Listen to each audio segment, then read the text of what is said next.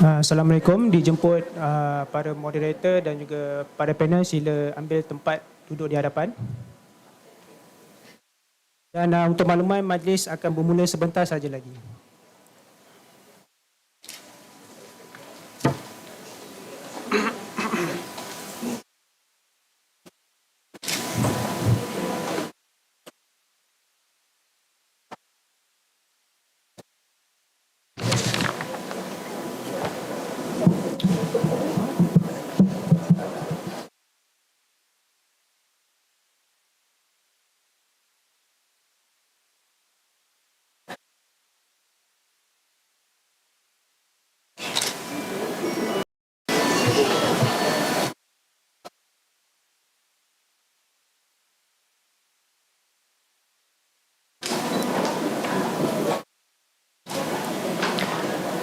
Assalamualaikum dan salam sejahtera. Selamat datang ke program Pengembangan Ilmu Wacana Kraf 2023. Sehari benang lama-lama menjadi kain. Kain kita warisan gemilang, sukar diganti dengan yang lain. Para hadirin yang dihormati sekalian, sebelum program Pengembangan Ilmu Wacana Kraf 2023 bermula, dimohon kerjasama daripada semua peserta yang hadir secara fizikal dan secara maya untuk mendaftarkan diri dengan mengimbas kod QR yang telah disediakan di atas meja pendaftaran atau melalui link yang diberikan di YouTube. Ini bertujuan untuk rekod kehadiran dan penyelesaian sijil penyertaan bagi memastikan program ini dapat berjalan dengan lancar. Dimohon kerjasama semua peserta untuk menetapkan telefon anda di dalam mod senyap. Kerjasama datuk-datuk, datin-datin, tuan-tuan dan puan-puan amatlah dihargai. Majlis berbesar hati mengalu-alukan kehadiran Puan Nurlaili binti Muhammad Mohid, pengarah seksyen pemularan kraf, bahagian rekaan dan penyelidikan Kraf Tenunan Malaysia yang juga merupakan moderator program pada hari ini. Yang berusaha, Encik Joang, penggiat seni Samaya Senjam Berhad. Yang berusaha, Encik Salikin Sidik, iaitu sebagai pereka fashion Mahligai Salikin Sidik.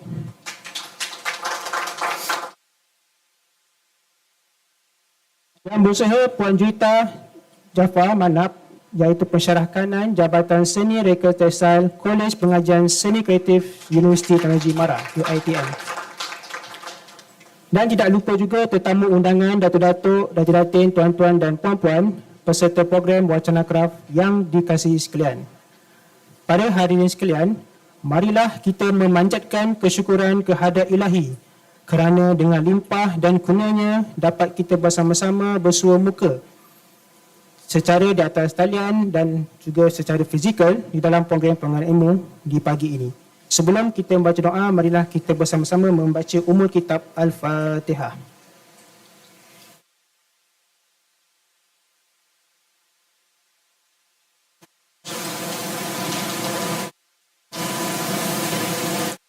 Bismillahirrahmanirrahim. Alhamdulillahirrabbilalamin. Wassalatu wassalamu ala syafil anbiya'i wal mursalin wa ala alihi wa sahbihi ajma'in. Ya Allah, ya Rahman, ya Rahim. Ya Allah, kami menadah tangan merafakkan kesyukuran kepadamu di atas segala limpah nikmat dan rahmat serta diberikan keizinan di hari yang berbahagia ini.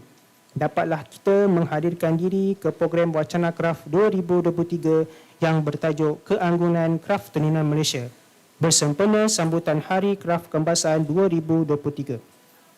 Pada pagi ini yang penuh keberkatan ini, jadikanlah majlis kami ini sebagai majlis yang dirahmati dan dikurniakan kami kebaikan dengan berkat keagungan-Mu, ya Allah. Ya Allah, ya Mujib, ya Wahhab.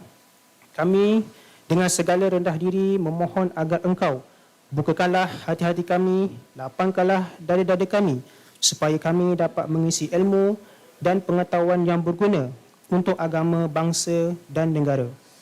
Kami berkumpul untuk menimba ilmu, bertukar berpendapat berkongsi pengetahuan dan menghubungkan silaturahim ke arah meningkatkan lagi prestasi kami. Ya Allah, Ya Rahman, Ya Rahim. Ya Allah, kami mohon kepadamu, Ya Allah, Engkau limpahkanlah rahmat dan kesejahteraan kepada panel jemputan dan para peserta yang kami raikan pada hari ini. Ya Allah, kurniakanlah kepada kami kekayaan ilmu, pengetahuan dan hiasilah diri kami dengan sifat lemah lembut serta muliakanlah kami dengan ketakwaan dan indahkanlah diri kami dengan kesihatan. Rabbana hablana min azwajina wa zurriyyatina qurrata a'yun waj'alna minal muttaqina imama. Rabbana atina fid dunya hasanah wa fil akhirati hasanah wa qina azabannar. Wa sallallahu ala sayyidina Muhammad wa ala alihi wa sahbihi wasallam. Subhana rabbil izzati amma yasifun wa salamun alal mursalin walhamdulillahi rabbil alamin.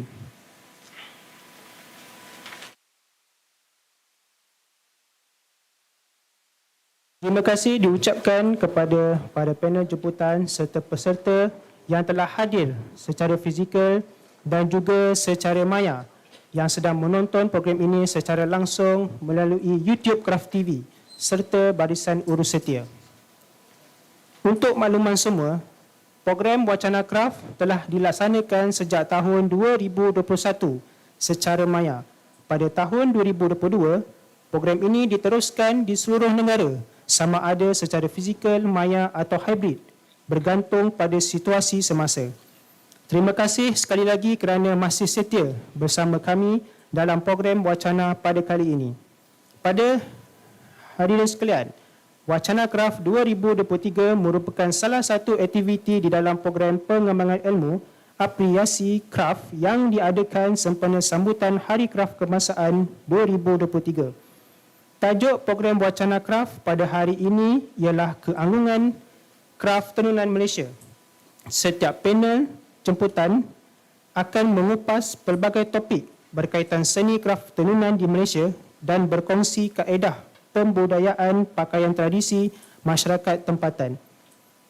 Dan di akhir sesi ini juga, satu sesi soal jawab antara panel jemputan dengan para peserta akan diadakan. Dan para peserta secara maya boleh juga mengemukakan soalan di dalam ruangan komen YouTube Kraf TV. Baiklah, tanpa membuang masa lagi, saya akan serahkan program Wacana Kraf kepada Puan Nurlaili binti Muhammad Mohid selaku moderator kita pada hari ini. Dipersilakan. Terima kasih kepada pengacara majlis. Assalamualaikum warahmatullahi wabarakatuh dan very good morning to all. So hari ini saya Nurlaili binti Muhammad Mohid merupakan moderator anda pada hari ini. Saya bersama saya ada 3 orang panel yang kita rasa bukan calang-calang ya, yang kita bawakan khas sempena Hari Kraf Kebangsaan. Setiap panel mempunyai kepakarannya yang tersendiri, mempunyai keistimewaan dari segi penceritaan ataupun kepakaran daripada bidang-bidang yang mereka ceburi. So di sebelah saya hari ini kita memandangkan masa kita pun dah 10.40, 10.50 dah saya rasa. So saya akan percepatkanlah prosesnya supaya setiap panel banyak benda yang diorang nak kupas, ada banyak benda yang nak dikongsikan. So saya akan perkenalkan panel yang pertama yang akan membuat pembentangan pada hari ini ataupun yang membuat perkongsian pada hari ini, iaitu Mr. John Ng. Siapa yang saya rasa ramai orang kenal dengan Mr. John. Mr. John merupakan seorang pengumpul, pendidik, penggiat seni yang banyak mendedikasikan sepenuh dirinya untuk memelihara seni kraf tenunan ataupun tekstil. So Mr. John, kalau kita tahu, beliau telah dilahirkan di Chicago, Amerika Syarikat, mempunyai ijazah sarjana muda dan sarjana dalam bidang sejarah seni Asia dari University of Michigan bersama Japan Times. Betul ya Mr. John? Okey.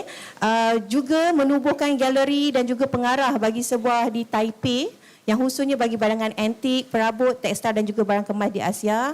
Mempunyai pengalaman selama 28 tahun.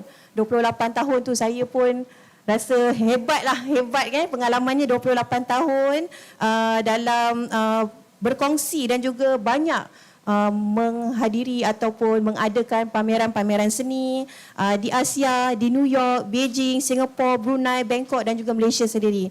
Seterusnya beliau juga banyak memperluaskan penyelidikan terhadap tekstil Melayu dan akhirnya berpindah ke Malaysia ya John. Mr. John 2018, Mr. John memilih untuk kekal berada di Malaysia, berkongsi dengan kita. So saya rasa amat bertuah lah Mr. John ada bersama kita hari ini. So hari ini kita akan serahkan lantai ini kepada Mr. John untuk teruskan berkaitan dengan perkongsian dengan tajuk kemegahan tekstil tenunan. Iaitu ada beberapa lah kategori tenunan yang akan ditengahkan seperti songket, limar, ikat loseng, tenunan, tapestry dan juga anyaman. Dipersilakan Mr. John. Thank you, Salma, for the wonderful introduction and welcome everybody. First of all, I would like to thank Kraf Tenunan for inviting me and also for putting up this splendid exhibition. I was here 5 years ago, my first time to Kraf Tenunan Museum. I was surprised to see the way they displayed. It was very unexpected that some of these amazing textiles were hung like all together with other pieces. But now it's very improved. They have pieces individually, giving them their right and as artistic pieces. You can see later the exhibition is quite beautiful. I've been collecting textiles from all over the world, especially Asia, for the last 43 years. And then I chanced upon Malay textiles only 8 years ago. In 2014, I started buying Malay textiles, my first piece. But at that time, I had no idea how amazing Malay textiles are. So today, the most important thing I want to share with you the amazing nature of Malay textiles, the sumptuousness, the luxuriousness, the quality of the textiles, especially the 6 weaving categories of Malay textiles. Secondly, I want to share with you the amazing stories that connect with it and how it connects with other countries in Asia and also other countries in the world. Many people are not aware that Malay textiles were already very well accepted by other countries, and Malay textiles are part of Dunia Melayu, Malay world, commanded a very large market. It stretched from south of Thailand, Cambodia, the south of Philippines, the whole of Malaysia, Sumatra, Borneo, all the way to Makassar and Sumbawa and Flores. So all these places are part of the Malay world, and together they attracted world attention. And why the world paid attention to this is because the Malays had a strong buying character. They would buy these pieces, but they wanted it under Cara Melayu, okay, according to Malay style. Okay, then thirdly, I'd like to share with you the innovation, the continuing tradition, the living culture of Malay textiles.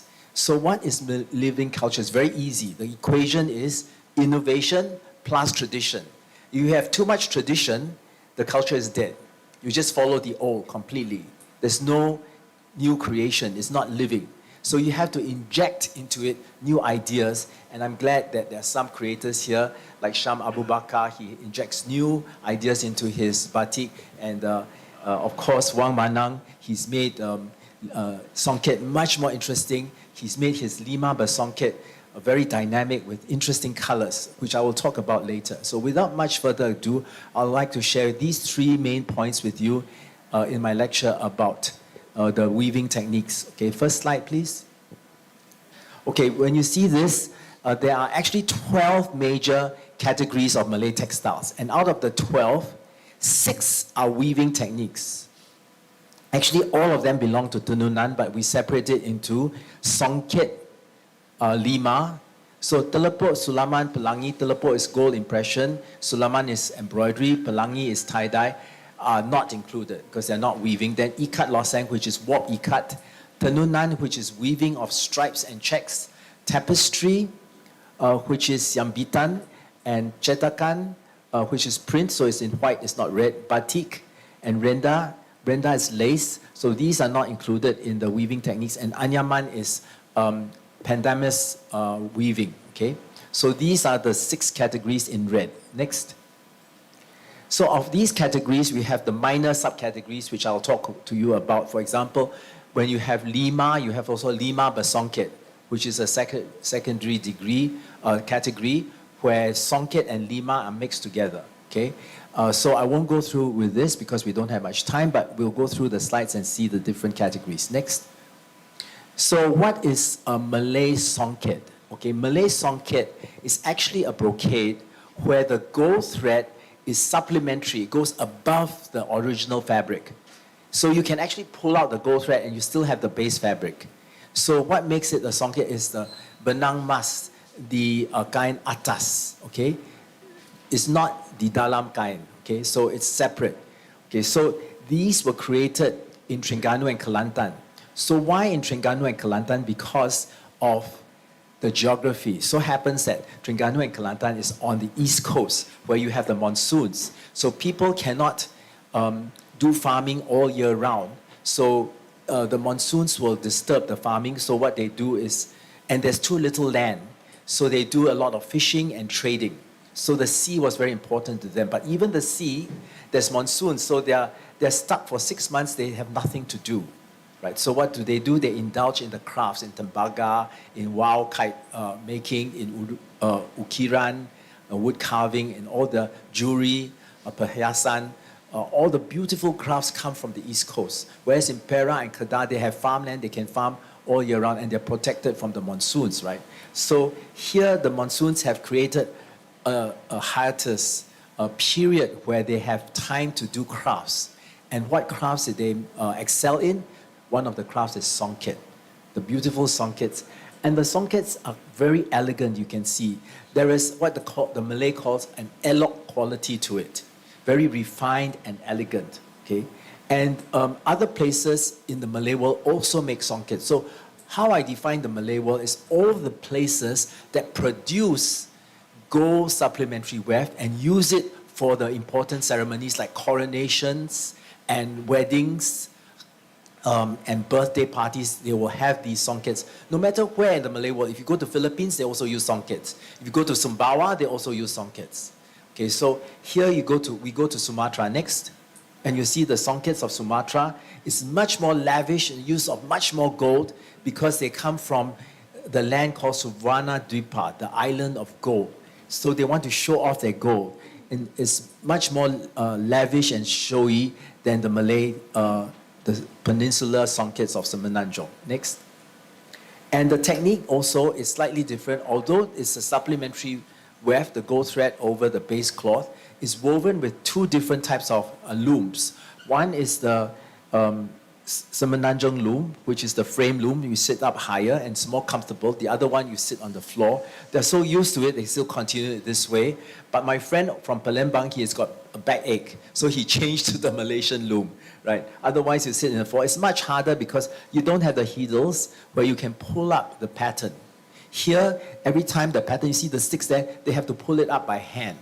Okay, so it's much more difficult. And then after a while, you get backache, right? Okay, next. So where does songket come from? A lot of them say it comes from Varanasi in Uttar Pradesh, in North India, where they're famous for their brocade. So you can see the green line comes from India. It goes to Aceh first, and then from Aceh, it goes to Kedah, and then moves into Kelantan and Terengganu later. And also by the sea route, first to Srivijaya in Sumatra, and all the way to Pahang, Terengganu, Kelantan, and then later to Champa, and to Khmer Empire in Angkor Wat in Cambodia. Next. So this is the loom. It's spelled Kraf Tenunan, but actually the pronunciation is Kraf Tenunan in Malay, right? That's a traditional old Kelantanese name they call Kraf, not Kek. Okay, next. And when you talk about it, you can see them. This is the yayasan done by the Sultana of Terengganu. She opened it, and they are still producing this today. Next. So when you think of the word Kraf Tenunan, you think of the Champa word, because in Champa they call it Kraf Tana. Okay, Kraf Tana and Kraf Tenunan, the sounding is similar. And then when you look at the textiles, oh my God, this is the connection I'm talking to you about. You see the Cambodian textile, the purple one is Malaysian, the Cambodian one is red. See the bintang? It's almost the same. Exactly the same. So the pattern is not only the looms, the patterns are also the same. So several scholars like Dr. Nawani say that the Kelantanese songket may have come from Cambodia, which is true because a lot of the older limas and songkets we see from Cambodia. So connecting the names of the loom K and connecting the types of the textiles, you can see the details, how similar they are. We can see that connection, right? Next. And these are the gorgeous textiles of the Malay world. Very intricate, very gorgeous. You see the red one is called lima bersongket, where the songket is directly on top of the floral lima pattern. And this is woven simultaneously. They're weaving the lima, trying to adjust the pattern, and then they put the gold on top at the same time. So when you adjust the pattern, you got to push the treadle, lift up the thread, push the gold thread in while you're matching the flower underneath. I tell you something, no one else in the world can do it except the Malays. Even in India, the Thais are trying it now and they're getting better at it. So if more people don't do it in Malaysia, Wang Manang, you'll only be the only one to do it, right? So I hope that more people get to do this. Otherwise, the Thai people will take over. They did some beautiful lima bersongket the last time they had a show in a Marriott Hotel, I saw. But this technique, even India doesn't do it. They have the songket on one side and the lima on one side, but not together, okay? And this is the beautiful songket panu, which is another category. They call it, in Brunei, they call it songket jong sarat, full, okay, like a full boat. Next. And you can see the luxury of the songkets when you spread it out and it glimmers in the sun, okay? Next. And when you go for formal occasions, like this is Sultana Intan Zahara. She is in Germany, and you can see the green baju she's wearing is songket. It's very luscious. It shows the power of the royalty when they go abroad. So it has that quality, the songkets. Many of us don't recognize this quality. We don't treat the songkets with the respect that it's due. Okay, next. So when you look at this, right, and you see the glimmering quality of the songket Tenggarong, it was used in Johor in the 1890s by the Sultana Khadijah Khanum. And you see one of my models wearing it, and she's wearing the same type of songket Tenggarong, okay? And this type of quality, it has a soul. You know, these songkets have a story to tell. There's a deep story behind it. It wants you to notice it, right? But the thing is, when I came to Malaysia, and I said, ada Tenggarong tak? Huh? Apa? Tenggarong? What's Tenggarong? Then I feel so sad that even a lot of Malays do not know about their heritage, that they should actually be proud of, right? Actually, when I tried to buy my first Tenggarong, I wanted to reserve it, but Encik Wang Manang, he bought it before me because he wants to copy the designs of the Tenggarong, which I'm very happy he did. But later, I managed to find one for myself. Next. And these are the Tenggarong now. I'm very happy to announce that it will be displayed in the new Merdeka 118 Museum in PNB. It was given by Tan Sri Zeti. It belonged to her mother's collection, a very famous collector, Puan Azza Aziz. Okay, this is all from her collection. And the other one is all the Tenggarong from my collection. Okay, next. So this is Tenggarong. And where does the Tenggarong come from? Again, connection. I think it is called, the selendang from Sumatra is called bidek. Bidek, the one you can see the bidek on the left, and then the Tenggarong on the right. You see there's some similarity. See the zigzag they call siku keluang. It's an alternating lima, ikat, with songket. Yeah? Next. And another connection in the songkets is when Batu Bara and Medan in that area, North Sumatra, they were trying to collaborate with the Dutch. They established a tobacco farms because tobacco grew very well there and they made a lot of money. Within a year, they became the biggest tobacco producing country in the world. Can you believe that? And the Sultan asked everyone, including the weavers, forget the weaving, let's indulge in tobacco because it brings money to our country. So everybody started weaving tobacco. Then when the Sultan, the 10th Sultan of Delhi, married the princess of Perak. She went to Delhi and she said, "Kenapa semua orang pakai baju Belanda? Why is everybody wearing baju, the Dutch clothes? Why don't we wear Malay clothes?" So when she asked, they said, "We all forgot how to weave." So she said, "Never mind, I'll call my relatives from Terengganu to come." So the Terengganu weavers went to Batu Bara and they exchanged their techniques, and then they saw the old book, the patterns, the Batu Bara patterns. One of them was Bunga Teratai or Bunga Kehidupan. Kehidupan, the bunga of life. The pot is very small, and then see the little pot there? And the bunga is bursting. So bunga of life. They loved the pattern. They brought it all the way to Terengganu, and the royalty of Terengganu and Kelantan now uses it. Okay. Next, this is the Kelantan lady you can see, and that are the Sultan's relatives in the Istana Maimun in Medan. So the two places are connected with songket.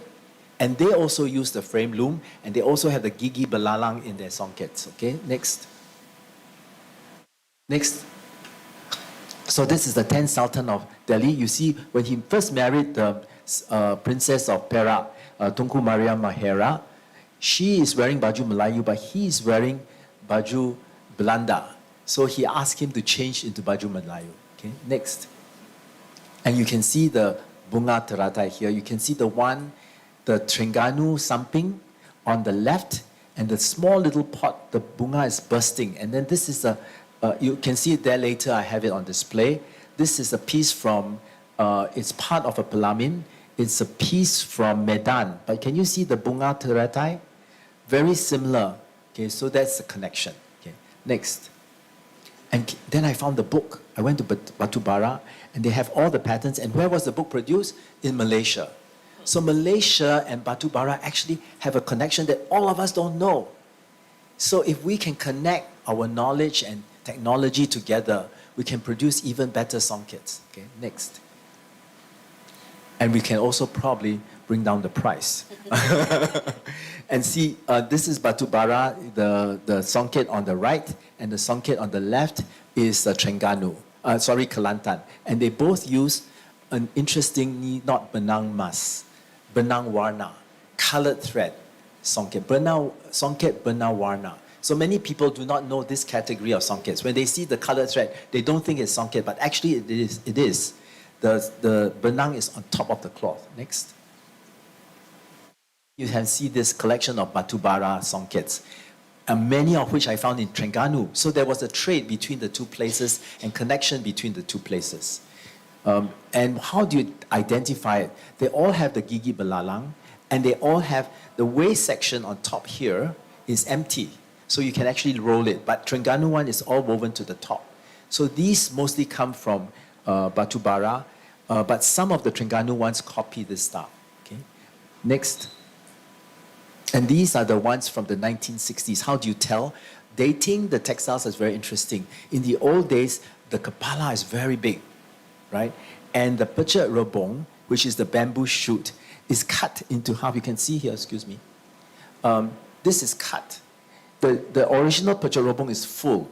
It extends further down. So these are cut. So these are the later pieces that date from the late 50s to the 1960s. Am I correct, Wang Manang? Next. And then you have the latest ones from the 60s. You know, Singapore was famous for its Malay movies. And then they needed all these extra songkets for the actors to wear. So they made these out of rayon jacquard weave by machine. I suspect, because when I went to Pontianak and Kuching, I found quite a lot of that. But I found them in Terengganu, I found them in Perak, I found them in Sumatra. They're all over the Malay world. I suspect they were made in Temasek because they were called kain Temasek. So they were produced in these pop-up factories in Singapore, right? So these are actually stunning because you have aeroplanes, and then you have payongs, and you have sailboats, all these interesting designs. Next. I call this my pina colada. You see, because pineapple and coconut, the best, combination. And then you look at the sailboat. Can you imagine depicting a boat in songket three-dimensionally? You are looking at it from a different perspective, not straight, but from the angle on the top, right? So there is this innovation that I'm talking about that brings the culture forward and gives the culture a soul. It's palpitating. You know, it's still songket, you still have the kepala, you still have the badan, you still have the kaki, but then you have a new perspective, okay? You go back one slide, You see the aeroplanes? You cannot see here, but the propellers are spinning.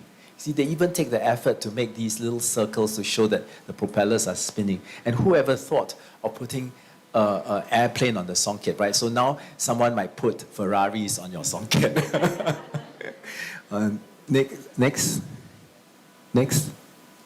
And then here again, my favorite, my friend, the songket weaver who continues the tradition, right? We cannot do without you, Wang Manang, right? You need to continue this tradition. He does beautiful lima with songket. Can you imagine? You have to put the songket smack in the center of this. But when you're weaving, right, the tension is very difficult to pull the thread so that this matches and this has to be, this is a little bit off, but we forgive you.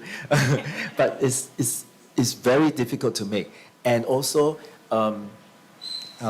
Zainab, Mamat's daughter, Zainal, she's Ibu Zainal, she's doing this beautiful lima songket there. But now the problem is the price. The price of these things are very high.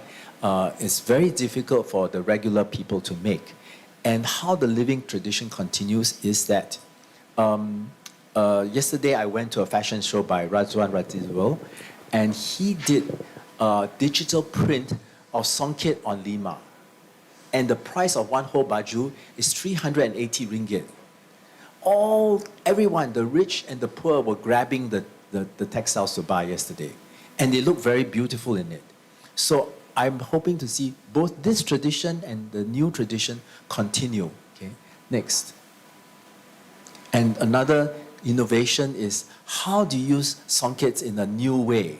So this is, they use the old bajus, they cut up the songkets, and they make it into this huge, very modern, contemporary, oversized baju Melayu.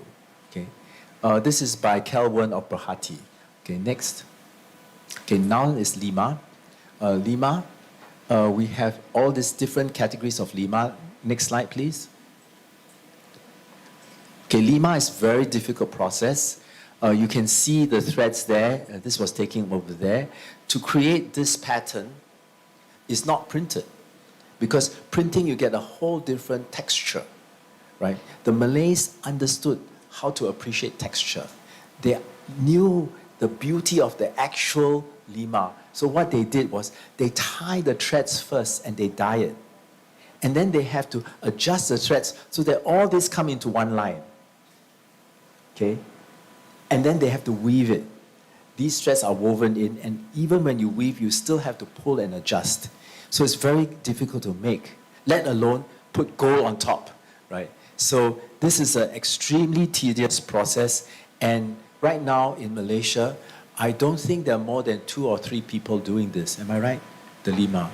So in Sumatra, there's still many people, but it's a dying art in Malaysia, and we should try to promote it. Okay. Next. So where does lima come from? Obviously from India. You can see the kain chindai here, the patola she's wearing. It's a patola pan bat, the leaf. You can see the same leaf pattern here. She's wearing in the Malay style. This is the Indian sari style. So it probably was inspired by the Indian kain chindai. Next. And when you come to the limas, the Malay limas can be so fine, so exquisite. Spend some time to look at it. It's delicious. It's a sedap kain, I call it. The colors, the combination, the refinement, you know, the ability to match red with the purple. And these were called kain punca potong, means kain lepas, selendang, right? From Kelantan. Next.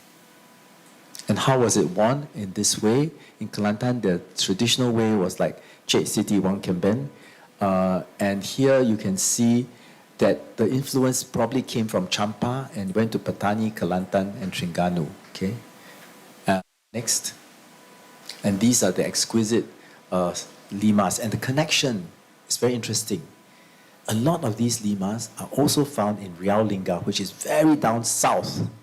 So how come we find them in Riau Lingga? Because there was intermarriage between the Terengganu sultans and the sultans of Riau Lingga. For example, Sultan Baginda Omar, he spent 8 years in Riau Lingga, and he brought back many craftsmen over to Terengganu. And I think he put all these treasures in Istana Hijau. But Istana Hijau burned down, so maybe all the treasures got lost and people forgot about this connection, right? So this one is from Riau Lingga and one is from Terengganu. But they're similar style. Next. And then another type of lima is lima berayat, which is the calligraphy lima, which is very difficult to do because you have all these curves. Ikat, you can do geometric pattern, but when you do curves, it's very difficult to control. And then when the calligraphy changes, you don't have a set pattern, you have to have different lines. I think Kraf Tenunan has one exactly like this. Okay? And probably this technique, either it influenced India or India influenced them, because this is the same technique, but same period, 1920s for these. Okay? Next. This is the Lima Basongken. Next. And then you have Lima Telepok and Lima Pelangi. So these are the different categories of Lima. Lima Pelangi is very, very rare. I only know of 5 examples. The Museum Seni in the University of Malaya have the best piece. Okay? In fact, that's from, I think, Museum Seni. Am I right? Yes. Okay. Next. Okay, so when Kraf Tenunan has this display 5 years ago, I'm saying, you know, I think Kraf Tenunan doesn't understand because they haven't been in the market purchasing textiles. So when you purchase a textile and you pay 50 to 60,000 for these tengarongs, you won't put them all together like hanging clothes, right? So now they display it differently. If you see the back, there's one tengarong. You see the value of it. You appreciate it more. But when you hang this, for example, the green limas are very rare. But when you put them against all the others, you don't feel the rarity. So it should be displayed individually, and we should all appreciate it as a rare piece. Okay? So I'm very happy now that in Kraf Tenunan, all the staff here are very willing to learn. They're excited about their museum and their collection. Okay? So this was the old display. Now we go to see the display. It's much more exquisite. Next. Then you have ikat loseng, which is another weave, and the famous ikat loseng is done in Borneo, in Sarawak, and in Kalimantan. And these are 2 pieces that I had in my collection, very fine puak kumbus. Okay? This is where the warp threads are tie-dyed first. Just now the lima is the weft threads, the benang pakan, and this is the benang loseng. Okay, next. So this is how it's done. Vertically, then you attach it to the loom. So this one you do not weave into the fabric. You already attach it to the loom. And then the pakan is plain thread. Okay, next. So where does this come from? The lima actually comes from, I believe it comes from Persia. In Persia, they have this called kuntu fabric. Okay, and you can see this kuntu fabric is imported to India, and from India it went to Aceh, and then from Aceh it went into the rest of the Malay world. So this is ikat loseng from Pahang. Okay, and another place it comes from is from Central Asia. This is ikat loseng from Uzbekistan. Central Asia, jauh sekali. You know, how come from Central Asia? I'll tell you later. That's another connection. Okay, so let's look at how beautiful these cloths are. Next. So these are the typical Kelantanese pieces, and they're also found in Naratiwat and in Kelantan.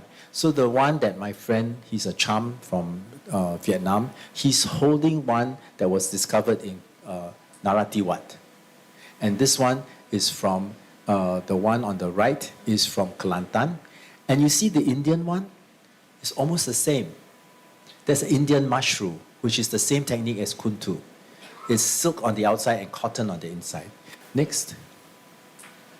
So this is to show you the Indian connection. India learned about the ikat loseng or the warp ikat from Persia. It entered India in the 15th century, but the Indians did it better than the Persians. Later, the Persians imported it from India, and India exported it all over the world. So these are called mushroom, and this is a mushroom book cover, but you can see the Kelantan samping is so similar. You got the bands of ikat, and that's the one from Kelantan in silk. Okay, so the connection with India is also very pertinent. Next. These are all the beautiful ikat loseng from Kelantan. Next. And you can see here in the old days how they was used. All this is, all these are ikat loseng, similar to this ikat loseng. This is a noble from Kelantan. Okay. And this is Khadija, Sultana Khadija Khanum, and one of the court ladies. She's wearing a ikat loseng. Next. And the guy there, he's wearing a salwar or salwar Aceh Rosak. Okay, Aceh Rosak is a misnomer because in Aceh they call it Aceh Rusa, because the sharp chevrons are like deer horns. Rusa is deer horn, right? But it turned into Aceh Rosak when it came to Malaysia. Okay, next. I was just speaking about what you told me about Aceh Rusa. Yeah, thank you.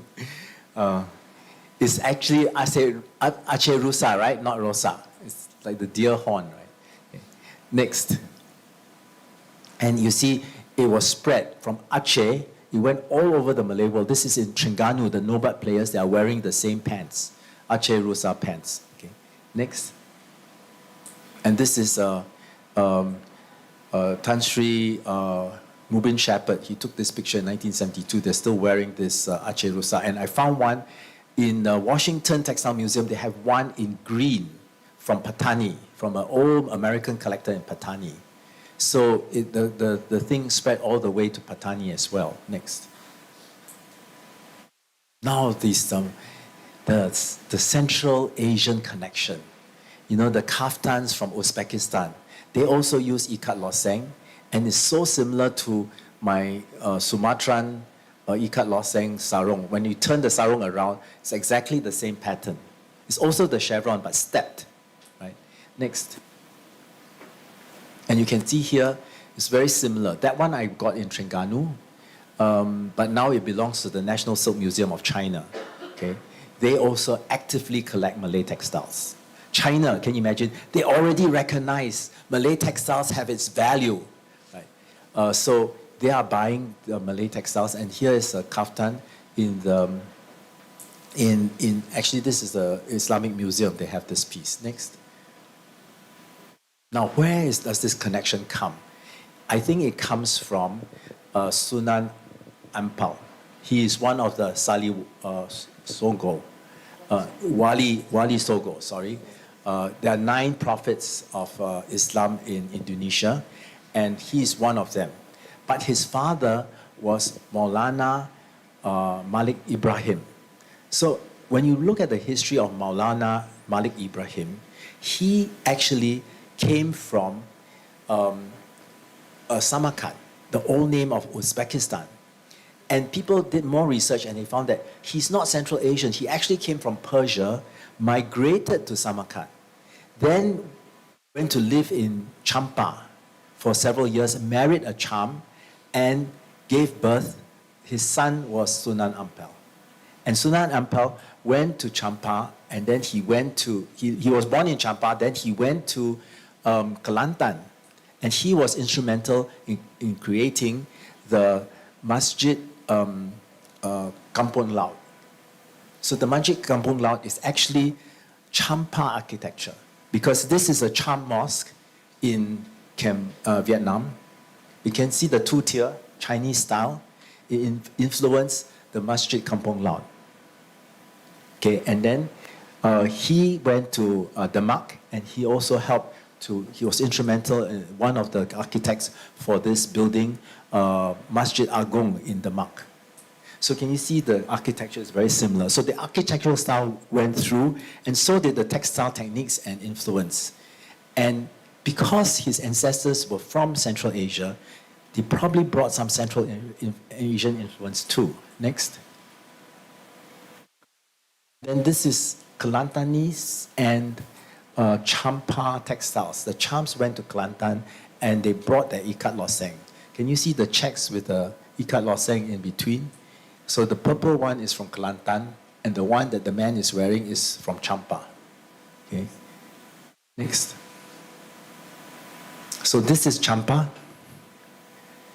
This is Kelantan. This is Kelantan, that is Champa. Very similar. Interesting connection that we don't know about. So why am I telling you this? Because when some people came to my exhibition, she said, I'm so excited, John. My dad always told me I'm Cham. But what is Cham? I have no idea. Where are Chams from? I have no idea. Now I know. I feel so nice. I feel very secure with my identity. It gives you a sense of identity and a belonging when you know where your roots are. And the textiles are the one that showcases your roots. And that's why I'm so excited to share it with you. Okay. Next. These are the Cham refugees in Thailand. And this is the type of textile they weave, ikat loseng. Next. See, all these are the old pictures of Cham people wearing ikat loseng. So similar to the Kelantanese ones. Next. These are the Cham people. They even export, this was taken in Burma. They even exported to Burma. And this was taken in Cambodia. Okay? So they also migrated to Cambodia and brought their textiles. Next. So the middle one is actually Pontianak. Now, how come Pontianak comes into the picture? Pontianak, ikat loseng, and Champa ikat losengs are also very similar. Why? Because the traders went to Natuna and Anambas. Where is Natuna and Anambas? You know they all speak Kelantanese there? Yeah, it's in the middle of the South China Sea. Next. So this is Pontianak, from Pontianak, and this is from Champa. See the wave is the pattern, the boat is a kapal, and the wave is the air angin, the wave pattern. Kapal Rakyat, air angin. And this is the wave pattern and the boat pattern. So very similar pattern in both Pontianak and Champa. So Pontianak and Champa are so far away, but through Natuna and through Anambas, you find many Cham people there. Next. So this is where Natuna is. Anambas, Natuna. So all the people here migrated here. They migrated, the Cham people migrated to Patani, and then later migrated here. And the Malay, there were many Chams here also. They migrated here. So in the Sejarah Melayu, you know that Hang Nadim, when he wanted to kidnap the princess of Pahang, on orders of the Malacca Sultan, because he loved the princess of Pahang, he asked Hang Nadim to go through the secret rivers into the palace to get the princess. But Hang Nadim had no idea how to get through the river. So he had to ask a Champa man, a Champa fisherman who understood all the river routes. So the Chams were there already in the 15th century. And they were famous for their silat, the Champa silat, Harimau silat. So they were asked to fight in the wars of the Malay kings. In 1594, when the Portuguese attacked the Portuguese attacked the Malay Sultan in Johor, the Cham people sent a fleet down to help the Malays. So they were all in this area. They knew, you see, if they were up there, they wouldn't know that the Johor people were having trouble. But they were here, they could understand from the fishermen that the Malay people needed help. So the Cham people helped. So this connection all the way to Pontianak is very interesting for us to know. Okay. Next. Do you all know where the Cham people live in Malaysia?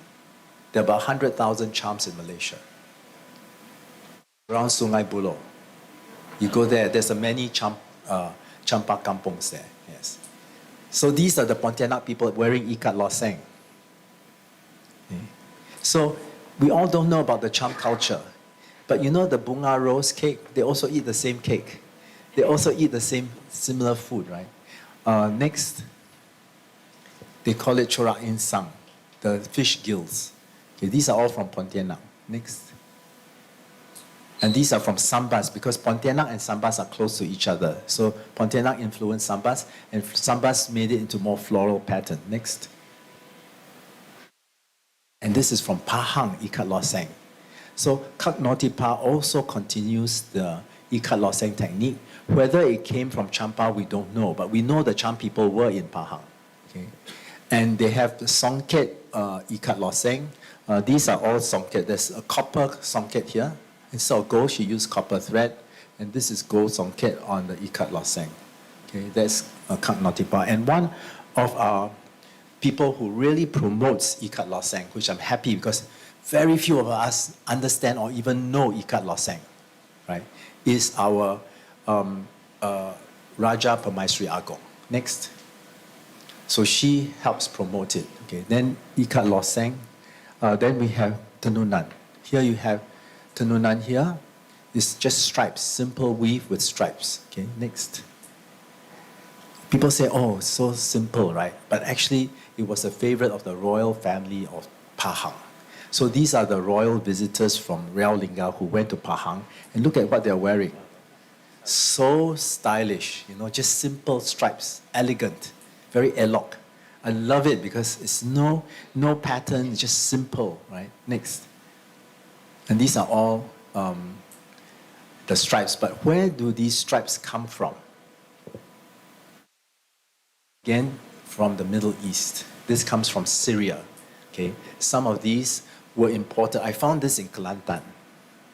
They use it for Mat Yong ceremonies. I don't know how they use it, but I bought it in Kelantan. And when I put it on Facebook, someone said, oh, you have a Syrian kafia. You know what's a kafia? You know the Arabs, they put it on their head, right? Next. Next one. See, this is a Syrian kafir. He's a Syrian man. And this is exact. You can see the tassels here, and you can see the tassels here. And in Aceh, they all were imported. They probably went on their Hajj to Mecca. They imported these, and they brought them as gifts. So you can see a lot of Malay men wearing these kafirs. You can see the tassels here and the stripes. So these were the early stripes in the Malay Tenunan, and they were probably influenced by it. Next. And of course, these are all members of the royal family in Pahang, wearing stripes. Jalo, they call it Jalo Melintang. So horizontal stripes. Next. And of course, you have Jalo Berdiri. The one on the right is the vertical stripes. Okay. Next. And then, of course, you have the checks. They call it Baragi. Okay. Next. And where did the checks come from? From the Bugis, because the Bugis love the idea of Sulapa Epe. Sulapa Epe means the balance of the four elements: earth, water, metal, and fire, right? So when all the elements are balanced, you are at peace. So their goal is to bring peace into the family, so they love to wear these check sarongs, especially during weddings, right? They want a peaceful marriage. Next. So these are all the checks the Bugis brought to Riau, and then from Riau it went to Pulau Keladi in Pahang.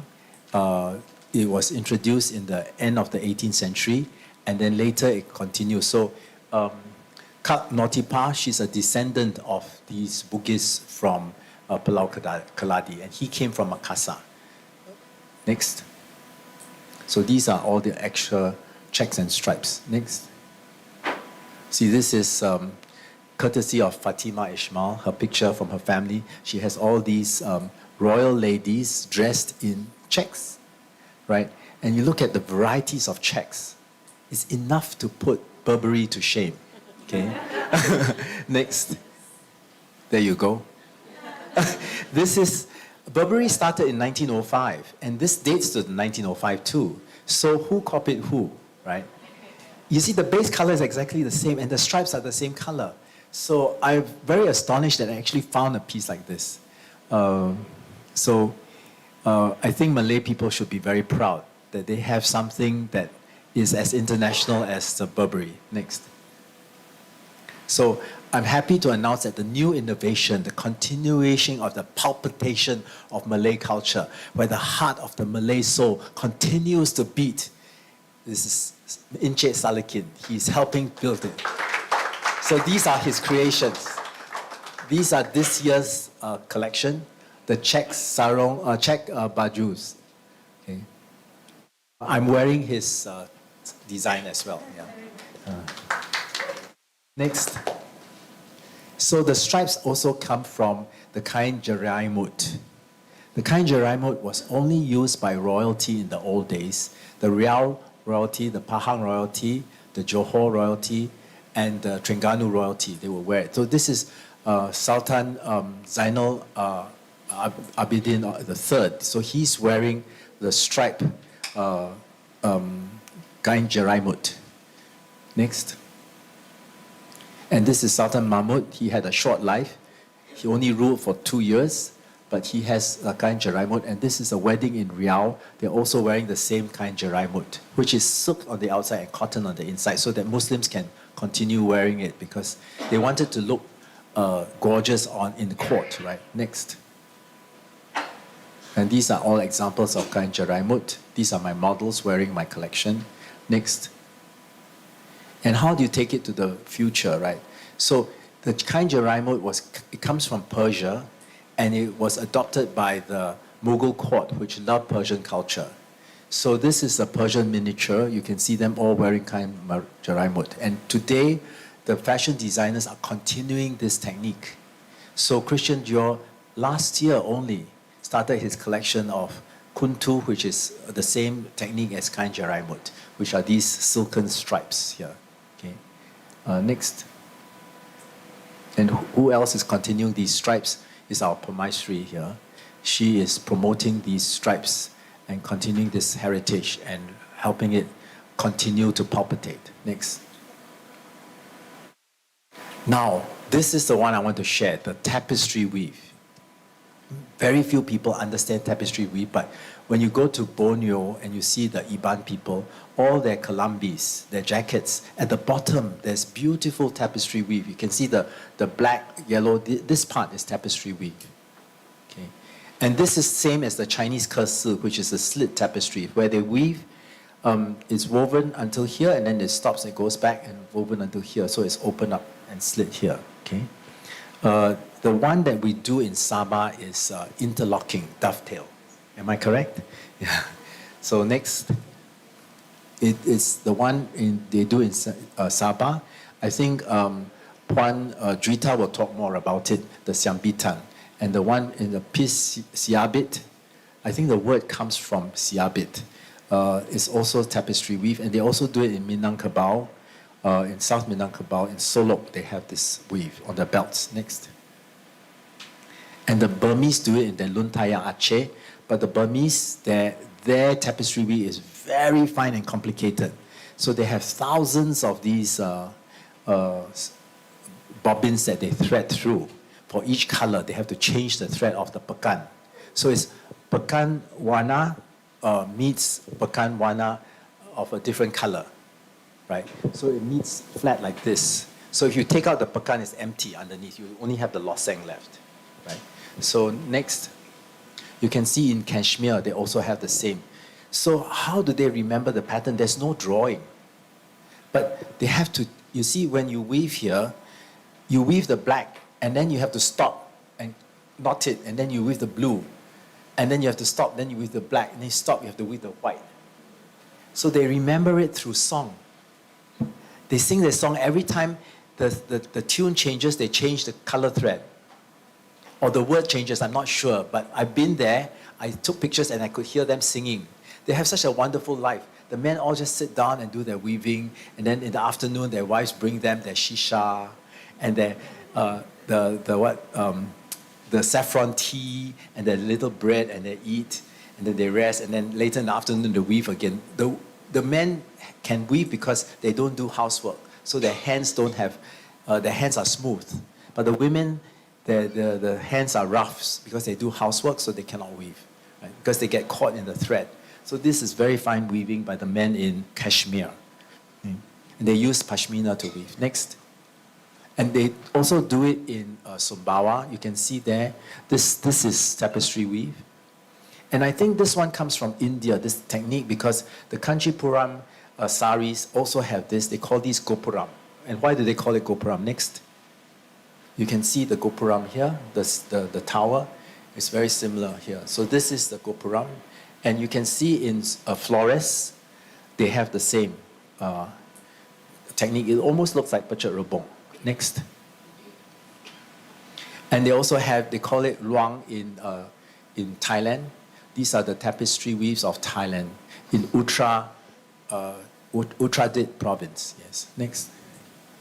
And these are the Bugis tapestry weaves. Okay. So the Bugis do a lot of these. I think that's stunning and look very contemporary. Next. And very similar to ones in Philippines. In the Philippines, in Mindanao, you can see this lady Bai, she's wearing a malong sambit. Okay? And you can see that's done in tapestry weave. It's very similar to my Bugis skirt. And the way they wear it and hold it in their hands is very similar as well. So Philippines, south of Philippines is also part of the Malay world. They continue the same technique. Okay, next. So I'm very glad to see that in Strand Mall, in the shop Nusantara Fashion, they're actually doing the tapestry weave and they continue it. It was imported from Malaysia. This is tapestry weave as well. Okay, and this is one from my collection. Next. And new designers, including Tunku Ashraf from Negri Sembilan, Royal Sembilan, they're producing tapestry weave. So these are the contemporary tapestry weave that keep the tradition going. Next. Can you see this Tunku Ashraf? And these are her creations. Next. And these are the Siambitan from the Iranian people in Sabah. So it's beautiful. There are some examples in Kraf Tenunan here you can see. Next. And this is how it's done. They don't use the bobbins, right? Yeah, I think Puan Juita will explain later. But this is very different from lenangit.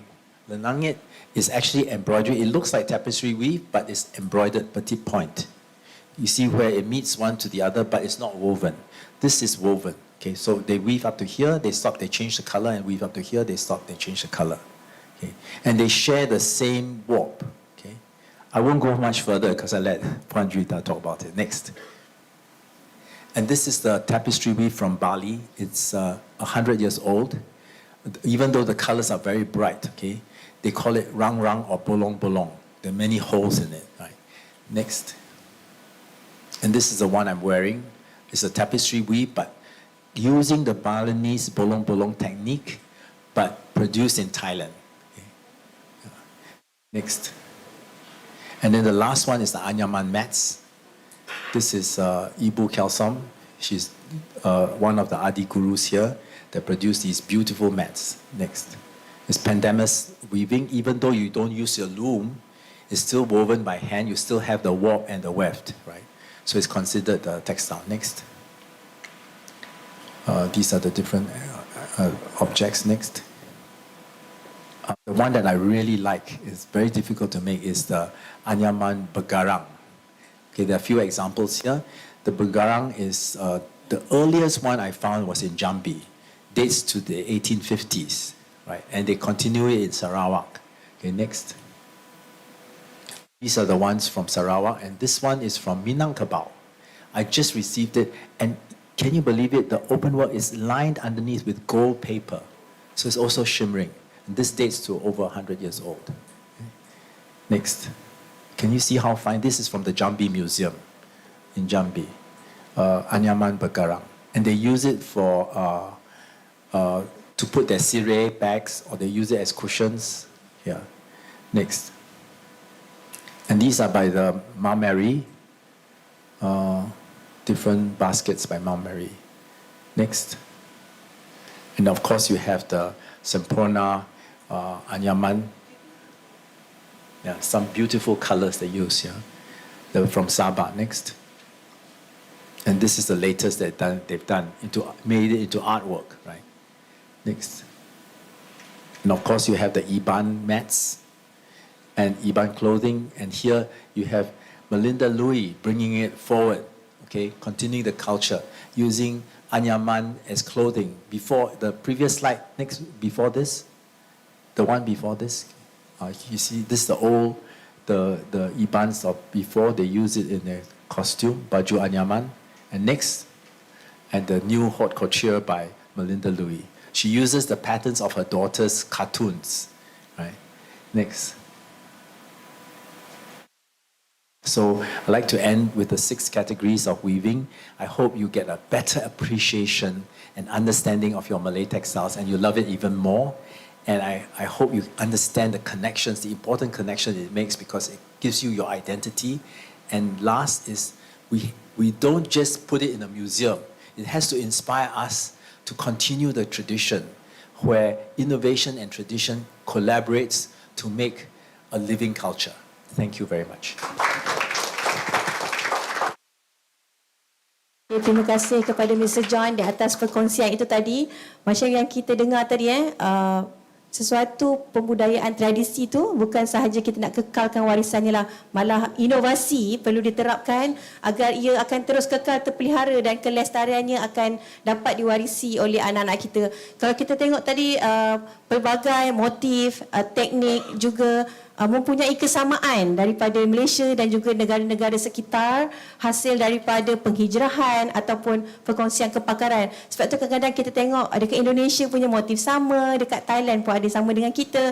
So Nusantara ni rasanya mempunyai kesamaan lah daripada segi ketelitian ataupun motif-motif yang digunakan, hasil daripada perkongsian kepakaran dan juga penghijrahan. Itulah yang saya dapat simpulkan tadi di atas perkongsian daripada Mr. John, dan banyak lagi sebenarnya. Mr. John ada bawa bersama-sama pelbagai material koleksi Mr. John sendiri di belakang.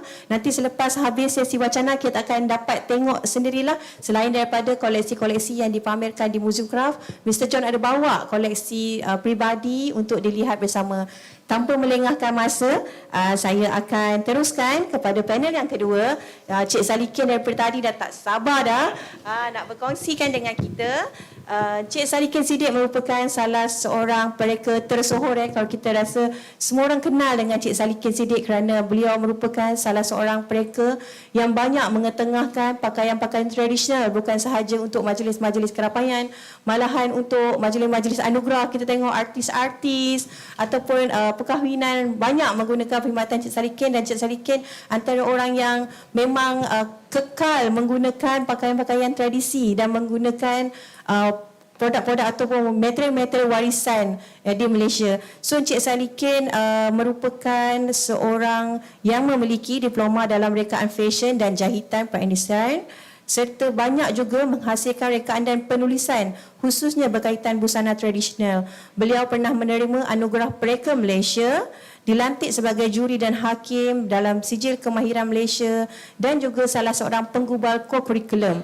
Beliau berpengalaman sebagai konsultan dan juga tenaga pengajar berkaitan jahitan, reka corak tekstil, peragaan busana dan khusus-khusus kemahiran. Seterusnya, beliau merupakan ahli jawatankuasa Persatuan Pencipta Tekstil Malaysia, Citra, dan juga beliau ada menghasilkan buku variasi busana kontemporari Seniwati Melayu Alaf daripada Alaf 21. So saya serahkan kepada Cik Salikin untuk meneruskan sesi ini. Terima kasih. Okay, selamat pagi. Assalamualaikum semua. Good morning. Okay, tadi kita semua dah dengar daripada Mr. John tentang sejarah tekstil, kan? Okey, untuk haluan mata kita pula, saya akan bagi slide video. Sila video tu kita tengok fashion show pula, fashion show daripada koleksi tradisional saya dan juga contemporary. Okey, okey. Start. Ini adalah inovasi baju, iaitu pakaian daripada koleksi saya sebelum ni, dari segi contemporary lah, daripada tekstil songket untuk dibuat dress. Ini adalah fashion show untuk saya pada tahun I think 10 years ago lah, 10 tahun dulu, untuk MIFA, iaitu fashion show untuk international punya market. Sila. Oh, yang MIFA tak ada tadi. Ya. You back, Mifa? Okay.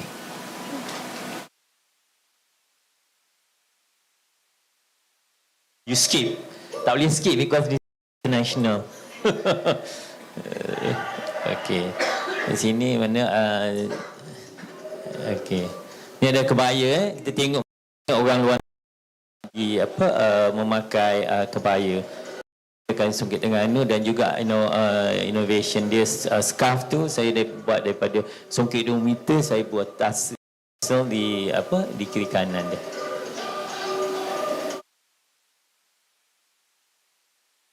Kalau tiap-tiap kali fashion show tak akan lupalah memperagakan busana kita because itu kemban dan juga sarung skirt songket tengok. Ini adalah fashion show saya yang paling saya tak lupalah sampai hari ini. Because it was macam dah 10 tahun dulu tapi dia punya fashion tradisional dan busana kita tu tetap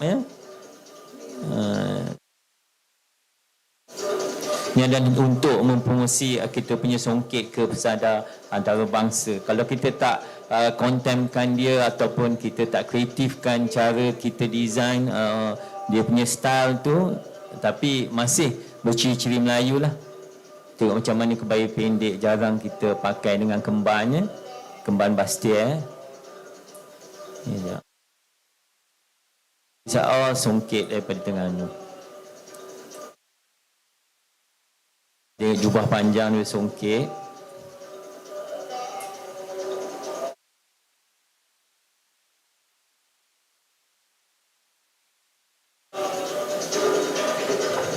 Tengok macam shawl tu.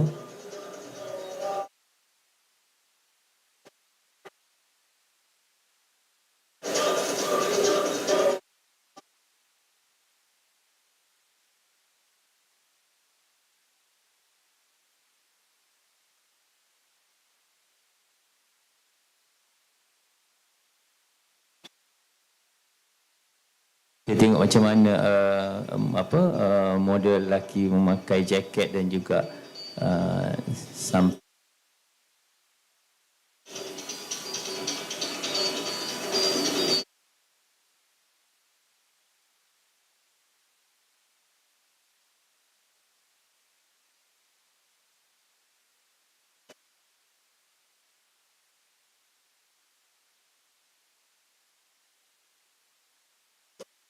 itu adalah koleksi-koleksi kontemporari saya.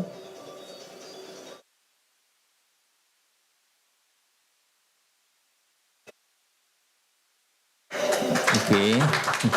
2012, that was 10 years ago. Yang fashion show ini pula macam mana saya mempromosikan pakai baju kurung juga untuk online baru. Okay.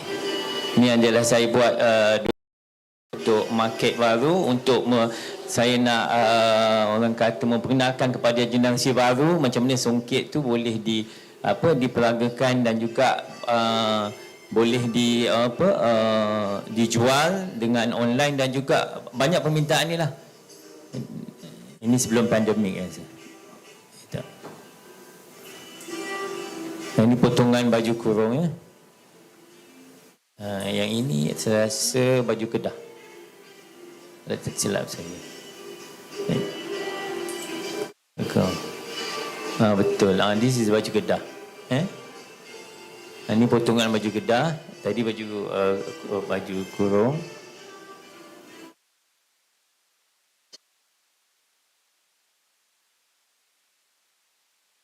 Ini kebaya. Kebaya pendek.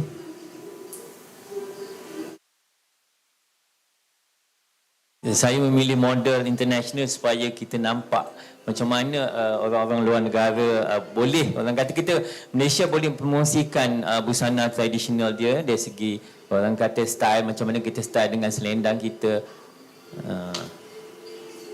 Macam ni pun macam mana saya stylekan dengan selendang songket ni. Ini pun baju Kedah saya rasa. Ya, baju Kedah.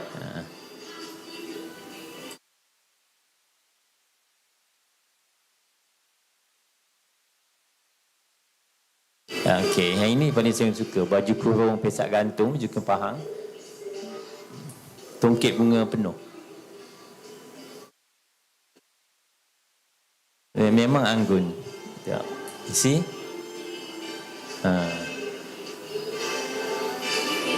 Dah sampai masa kita kena educate anak-anak kita, generasi baru, apabila orang kata menghadiri majlis-majlis tertentu dengan menggunakan orang kata songket-songket kita ataupun kain tenun. Dia sekebaya labur.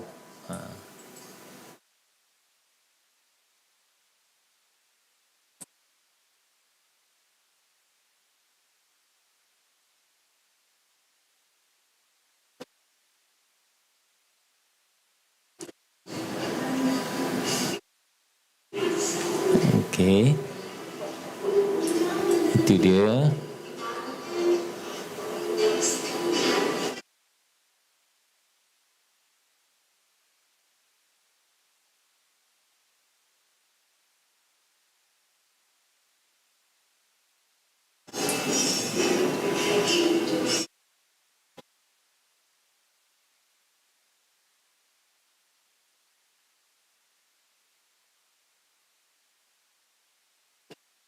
Dah finalis dah.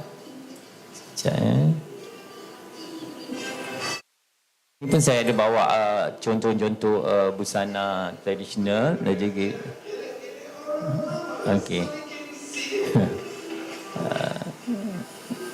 Koleksi-koleksi ni best sellers di Fashion Valley.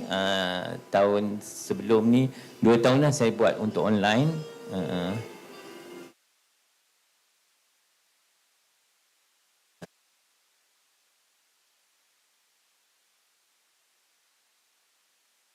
Tinggi kan mereka?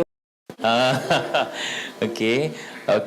Itulah tadi keanggunan tekstil kan, tenunan cita dan jugalah secara tak langsung banyaklah boleh kita orang kata menambahkan pembaikan dan juga memperluaskan penggunaan rekaan busana trend semasa. Dari segi video tadi kita nampak macam mana saya mempromosikan pakaian-pakaian tradisional kita, busana kita juga dengan fabrik-fabrik tenunan kita. Di sini saya ada pembantu saya, Asila. Okay, kita tengok macam mana realiti orang kata apa, baju, tengok baju tenun ya. Sila jalan. Okey. Dengan selendang selendang keringkam kita. Okey. Ini baju kain tenun saya buat daripada inovasi daripada kain apa tu kain sarung, kain samping, 2 keping sebab tu kita boleh nampak 2 tone. Ini adalah koleksi saya, I think dalam last 5 years saya buat fashion show, semua koleksi tenun, di mana ada slide sini. Minta slide tadi sambung. Okey. Okey, yang ini ni ada sekejap. Ini adalah koleksi slide saya daripada kain-kain tenun plekat ya. Okey, next. Dia tengok baju kedah saya buat daripada kain plekat 2 keping, iaitu sarung dan juga baju kedah. Ini adalah baju kurung. Tengok betapa anggunnya baju kurung daripada kain kasa dipandangkan dengan kain samping. Samping lelaki saya buat kain ombak mengalun dipandangkan dengan selendang songket juga. Next. Ini adalah tengok koleksi saya fashion show pada 2006. Macam mana fashion tu boleh lasting sampai sekarang kan? Saya rasa ini pun boleh pakai lagi kan. You wear it one day. Ada lagi a few collection. Okey, ni pun baju daripada kain tie-dye saya. Saya kenakan dengan songket. This kebaya pendek dengan macam samping lelaki pun kita boleh buat sarung skirt ataupun you girls kan, perempuan boleh tailoredkan sarung skirt macam tu kan untuk orang bukan Muslim atau bukan Melayu. You can wear it like long skirt macam ni pun di kebaya. Lagi, next. Next, tengok betapa cantiknya. Kita memang banyak songket-songket kita yang kita boleh, orang kata, kalau kita tak start pereka fashion ataupun badan-badan kanun, dia tak mulakan menggunakan tekstil-tekstil kita, saya rasa macam kita rasa sedih lah. Tuan Reza boleh duduk depan sini. Kan tak nampak depan. Kam, tak ada kosong ni, kam. Kam lah. Better, sorry. Sini better view. Situ pun boleh. Okey, thank you. Okey, macam ni pun kita nampak macam mana dress macam songket tu tadi. Neck ni repeat balik sebelum tadi. sebelum okey. Kita tengok macam mana dress kan, kita boleh buat dress daripada songket kosong, kita buat basket dress dan juga dengan dengan selendang. Okey, lagi. Yang ini kain daripada kain kasa dengan samping lagi. Okey. Next. Lagi.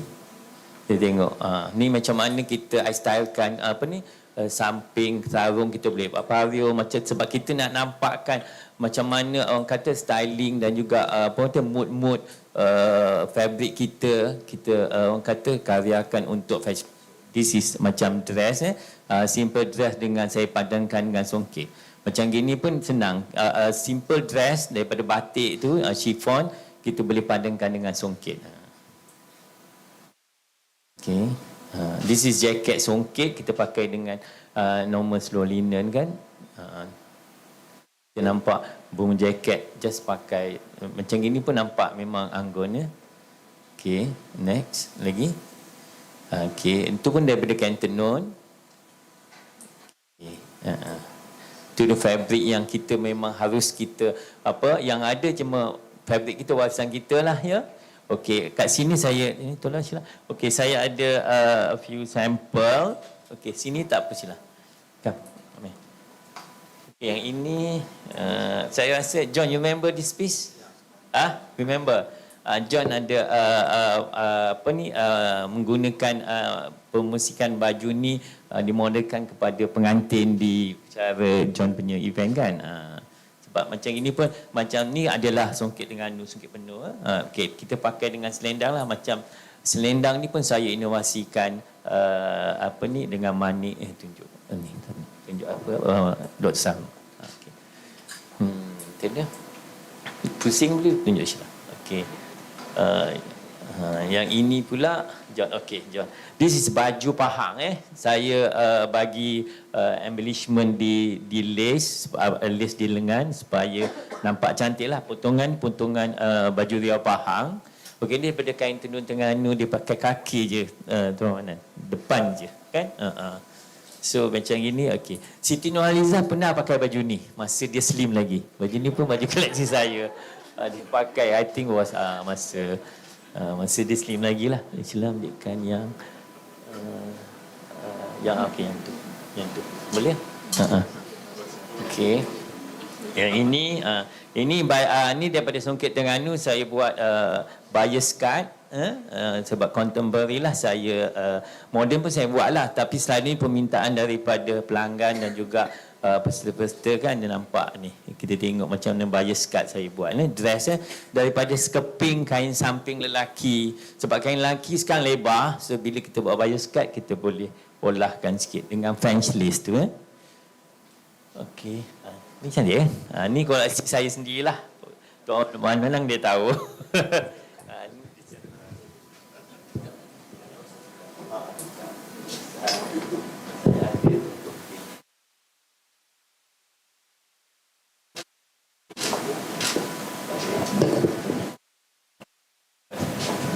Okey, ni pelangi kan, ikat nampak cantik kan.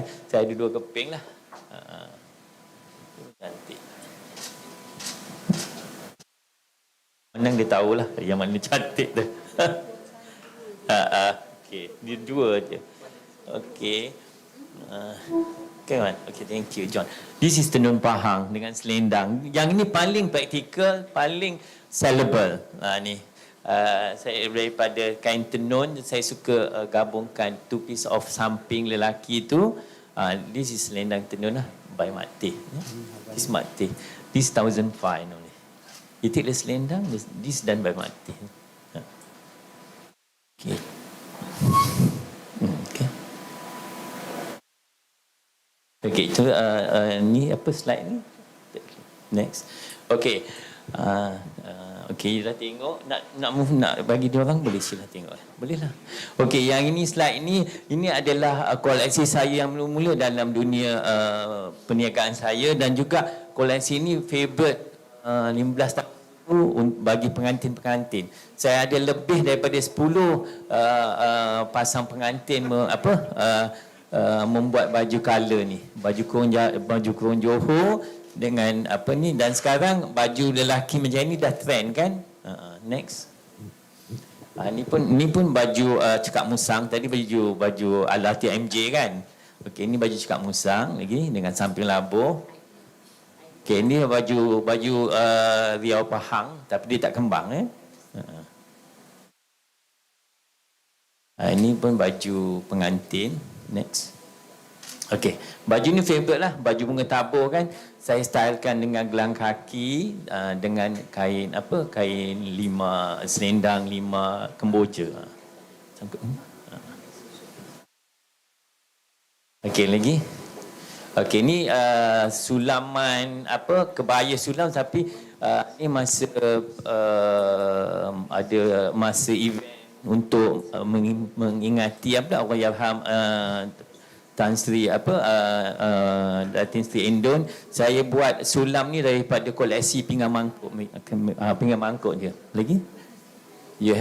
Saya padankan dengan selendang panjang dan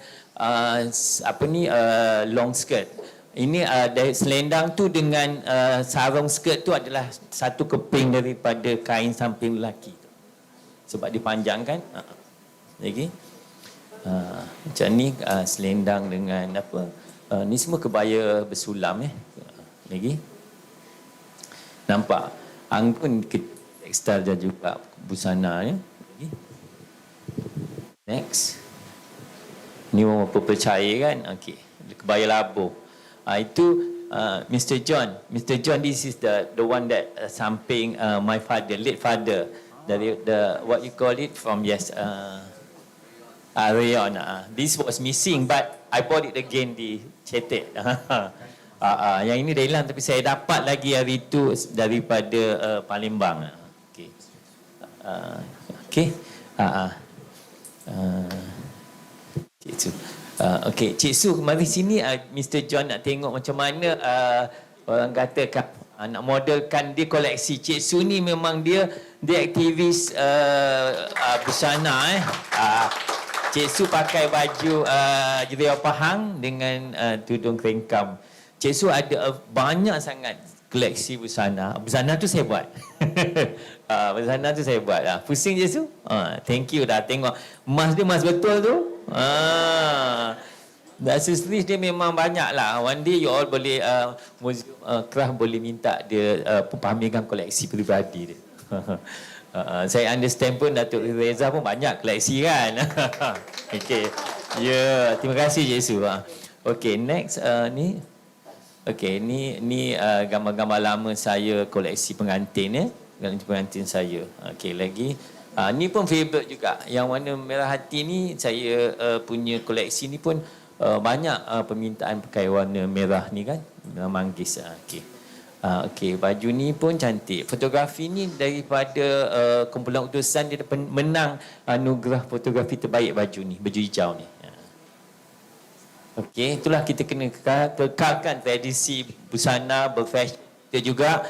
So I think kita sebagai orang kata ketua keluarga ataupun adik-beradik, sibling ke, we have to educate our family kan. Memang kena, kalau kita tak, orang kata, dan bandar-bandar makanan pun macam Kraf pun harus utamakan pakaian bukan selain daripada batik. Batik kita dah tahu memang dah sinonim pakaian rasmi, tapi songket adalah, saya rasa high time pada kita kan. Tiap-tiap function kita mesti utamakan pakaian rasmi ataupun dress code tu songket.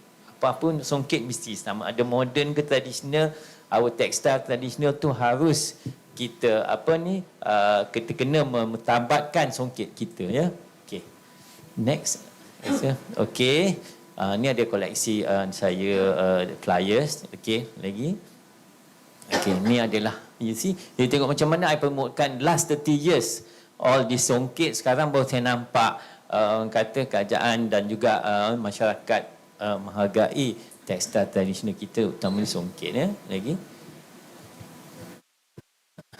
Okey, itu saja Okey, terima kasih. Ya, terima kasih kepada Encik Salikin Siddiq. So kita tengok tadi fashion show yang telah diadakan di luar negara dan juga pelbagai koleksi yang telah dibawa bersama. So dekat sini kita boleh tengok apabila sesuatu fabric itu indah, fashionnya perlu juga nampak eksklusif dan tidak dipotong-potong. Saya rasa jagalah dia punya keindahan fabric yang dihasilkan supaya motif-motifnya dapat dihayati juga, walaupun kalau kita pakai tu kita akan rasa bangga dengan sebab kita tahu bila satu songket tu dibuat memerlukan masa yang panjang, memerlukan ketelitian. So fashion-fashion yang dibuat ataupun diperagakan pun kebanyakannya menyerlahkan lagi keindahan motif-motif tersebut. So saya amat berbangga dan berterima kasih kepada Encik Salikin kerana selalu mengangkat koleksi-koleksi warisan dan mengetengahkan koleksi-koleksi tekstil kita ke pesada dunia. So akhirnya kita nak jemput panel terakhir kita pada hari ini, iaitu Puan Juwita. Puan Juwita daripada Pagi dah rasa nervous dah. Puan Juwita katanya tak biasa bercakap dengan crowd yang bukan student Puan Juwita. Saya rasa so kita tidaklah begitu formal Puan Juwita, kita santai-santai saja.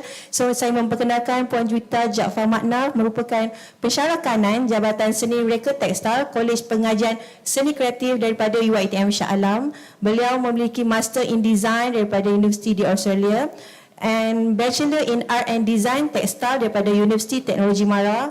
Beliau merupakan pakar dalam bidang tekstil, fiber art, surface design, textile exhibition and display serta merupakan Persatuan Seni Rupa Malaysia Perupa dan juga ahli Persatuan Pencipta Tekstil Tradisional Citra. So kalau saya nak welcome tu kita punya Presiden Citra ada hari ini bersama kita, Puan Yuni Marini bersama ibunya saya rasa. Terima kasih kerana bersama-sama dengan kami pada hari ini. Dan seterusnya Puan Juwita pernah bekerja sebagai Design Director di Jendela Batik dan juga merupakan Reader for Textile and Fashion Department daripada Malaysia Institute of Art. So saya betul ke? Salah? Alamak. Okey, sorry saya dapat info yang silap. Minta maaf Puan Juwita. So saya serahkan hari ini pada Puan Juwita yang akan mengupas berkaitan tajuk seni tenunan dan manifestasi budaya dalam masyarakat Iranum di Sabah. So saya persilakan. Terima kasih Puan Pengerusi. Assalamualaikum, salam sejahtera. Very good morning to all. I'm Juwita Jaafar Makna. I'm from the Textile Design Department, College of Creative Arts, University Teknologi Mara. Izinkan saya menggunakan dua bahasa, memandangkan ada di antara penonton di sini yang mungkin lebih selesa kalau saya gunakan dua-dua bahasa untuk menerangkan tajuk saya pada hari ini. Tajuk saya yang saya nak terangkan hari ini adalah seni dan manifestasi budaya dalam tenunan Iranun di Sabah. Next slide. Okey, di sini memandangkan saya ahli akademik. Jadi saya nak berikan sedikit pandangan dan pemahaman mengenai apa itu tekstil. Jadi tekstil adalah filament ataupun serat atau benang yang boleh dijadikan kain. Terdapat banyak tafsiran mengenai apa itu tekstil sebab dia evolve, sesuatu yang evolve. Jadi tekstil berasal dari perkataan Latin textilis dan bahasa Perancis texere yang bermaksud ditenun. Kewujudan tekstil tenunan adalah kerana ia adalah satu keperluan. Jadi daripada zaman dulu sampai zaman sekarang sama. Fungsi dia, ia adalah satu keperluan. Tekstil pada zaman dahulu hanya merujuk kepada kain tenunan. Namun pada hari ini, sebab kita dah ada banyak development dalam textile making in the processes. Jadi walaupun ia tidak ditenun, dicetak atau dikait, ia masih lagi dikategorikan sebagai tekstil. Next slide. Okey. Tekstil dunia. Seni tenunan merupakan hasil kerja masyarakat dunia yang tertua. Sebab tadi ia dikirakan satu keperluan. Jadi keperluan itu adalah sebagai pelindung, protection, body coverings. Okay. Next slide. Okay. Ini adalah beberapa contoh pakaian asal yang dibuat daripada serat dan kulit haiwan. So kita tengok dalam slide ni ada yang seluarnya agak panjang, bajunya berlengan panjang. So kita boleh dapat gambaran mungkin it is worn in places where the weather is colder. Next slide. Okey, ini pula pakaian-pakaian yang dibuat daripada kulit dan serat juga. Tetapi kita tengok ia agak minima. Mungkin di sini pemakaiannya kalau kita tengok keadaan geografinya, di sini lebih kepada cuaca yang lebih tropical. Okay. Ini pula contoh struktur rumah menggunakan tumbuh-tumbuhan. Jadi zaman dulu-dulu untuk rumah or huts, housing, mereka juga menenun. Menenun menggunakan tumbuh-tumbuhan dan serat-serat tumbuhan. Next slide. Ini antara contoh-contoh gambaran rumah-rumah or these little huts yang masih wujud lagi hingga ke hari ini in areas like Africa, in some places in Polynesia, they still live in housing like this. Okay, fungsi tekstil. Jadi menurut Morris, kain tenunan adalah platform untuk mendokumentasi sosio budaya dari segi simbol, pengangkutan, lambang status, perkahwinan, perubatan dan pemulihan. Okey, di sini kita dapat lihat upacara miring kaum Dayak untuk menghormati nenek moyang. Jadi kita tengok offerings itu alasnya adalah kain puar. Dan juga yang mengadakan upacara itu juga berpakaian tekstil tenunan mereka. Okay, tenunan juga dijadikan sebagai bahan simbolik dalam pengamalan ritual. Ia sebagai simbol perantaraan antara nenek moyang dan tradisi komuniti melalui reka corak mengingati kepada penceritaan sejarah komuniti tersebut. Okay, ini adalah satu lagi contoh cebisan kain parakas dari Peru. Yang menunjukkan betapa halusnya hasil kerja tangan itu menunjukkan simbol status seseorang yang tinggi kedudukannya dalam masyarakat tersebut. Okey, ini dalam pengangkutan. Kalau dalam masyarakat Bajau di Sabah dan juga masyarakat Iranun, mereka menggayakan pakaian-pakaian tradisional ini dan kuda-kuda mereka juga dihiasi dalam upacara adat. Kalau kita lihat gambar di sebelah itu adalah kain tenun dari Sumba yang mempunyai motif kuda dan kita dapat lihat di situ ada kemungkinan seperti kain-kain lain, kain-kain lama yang lain, motif-motif kuda ini boleh membawa dua maksud, iaitu sebagai transport dalam peperangan ataupun sebagai transport untuk ke alam mati. Okay, next. Lambang status. Okay. So di sini upacara lemambong kaum Iban iaitu naik tarafnya seseorang sebagai perantara antara kaum Iban dengan semangat ataupun hantu. Okay. Jadi kita tengok mereka memakai tekstil itu sebagai sarung, ya, dan kita nampak juga beberapa aksesori penggayaan dalam menggunakan tekstil. Kain gambar di sebelah itu pula adalah topi, tenunan topi yang dipakai kepada orang yang sudah mati dan itu juga melambangkan statusnya yang tinggi. Okay. Perkahwinan, kita tengok ini gambar perkahwinan Melayu. Jadi macam yang kita dah tengok tadi daripada persembahan Mr. John dan juga Cik Salikin, kita tengok memang anggun, ya. Jadi dalam perkahwinan digayakan sebagai pakaian, sebagai hiasan pelamin, sebagai alas hantaran, dan kalau zaman dulu-dulu kita makan di bawah jadi alas saprah. Okey, next slide. Dalam perubatan dan pemulihan pula, kita tengok secara tradisionalnya kalau kita tak sihat ke, ada gangguan ke, kita panggil dukun, ada bomo, ada perantara. Jadi dalam masyarakat Melayu di Malaysia, kita ada main puteri, ada ulit mayang yang di dalam upacara-upacara itu ada aspek healing. Okay. Okay, tekstil secara tradisional adalah objek yang bermakna dan berfungsi. ia berunsur komunikatif, puitis dalam ekonomi dan politik. Fungsi tekstil bergantung kepada lokasi geografi. So daripada persembahan earlier tadi pun kita tengok penggunaan bahan, reka corak semua bergantung kepada kedudukan geografi mereka. Hari ini tekstil tradisional dilihat sebagai komoditi apabila hubungan antara pengguna dan pengeluar mewujudkan saluran politik dan ekonomi untuk orang ramai membeli hasil-hasil tekstil ini. Okay, next. Next slide please, thank you. Sejarah tenunan Nusantara. Seni tenunan adalah satu warisan yang mendapat tempat istimewa dalam kebudayaan Nusantara. Faktor yang mendorong kepada perkembangan seni tenunan ini adalah kedudukan geografinya tadi. Sebagai tempat persinggahan kapal yang strategik, Nusantara menjadi tumpuan utama pedagang dari tanah Arab, India dan China. Antara barangan yang didagang ketika itu ialah kain tenun. Oleh sebab itu, seni tenunan di Nusantara banyak dipengaruhi dari negara-negara tersebut, dari penggunaan bahan-bahannya. Okay. Next slide.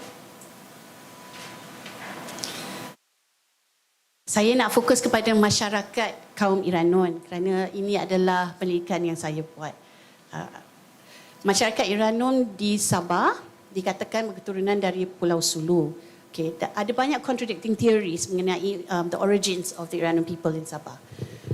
Ada yang kata they originated from Sabah, ada yang kata dia dari Sulu. Jadi ada satu linguistic evidence yang menunjukkan bahasa dari kaum Iranun di Sabah adalah lebih kompleks. So the complexity of that language is suggestive that dia bermula di Sabah dan mungkin mereka berpindah ke Mindanao Islands. Okay.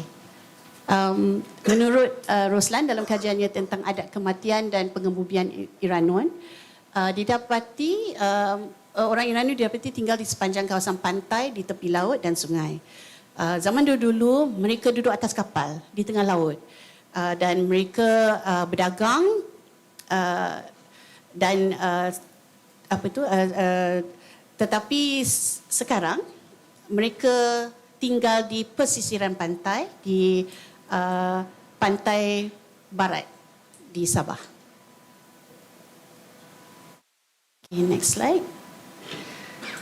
Okey, ini yang saya cakap tadi tentang bukti linguistik. Okey, orang Iranun dikenali sebagai kaum yang garang dan berani. Okey, ini bila mereka di lautan, mereka garang dan berani. Tetapi bila mereka dah mula bertempat di pesisiran pantai, sejarah menunjukkan bahawa mereka adalah orang yang ramah, lemah lembut, lembut dalam segi pertuturan bahasa. They are soft spoken, they are very gentle and kind people. And they're very shy. That is what is told in history books. Okay. Okay. Dalam map ni, as you can see, the area around the circle, that is where the Iranun community, the majority of the Iranun community are in Sabah. Okay. Ini contoh gambar masyarakat kaum Iranun. Yang ini menggayakan tenunan tekstil mereka, baju-baju adat. Okay, next. Ini dalam perkahwinan. So nampak di pelamin mereka juga dihiasi dengan tekstil tenunan Iran. Okay, ini lagi dua gambar. Yang di sebelah kiri, sebelah kiri anda adalah Haja Arija binti Saman. Dia adalah makcik, ibu saudara kepada tokoh Kraf dan adik guru Haja Pandian binti Sulaiman. Okay. Ini antara jenis-jenis kain tenunan kaum Iranun. Ada 11 jenis. Munsala Asyambitan, Tubau Asyambitan, Mugah, Ampik, Tapsila, Jali-Jali, Baraguru, Bajuntai, Mandiri Sipak dan Mandara Karut. Okey, ini contoh munsala Asyambitan. Jadi kita dapat tengok kalau dekat Kraf ni memang banyak tu. Dalam Museum Kraf ni pun kalau di belakang sana memang ada banyak contohnya.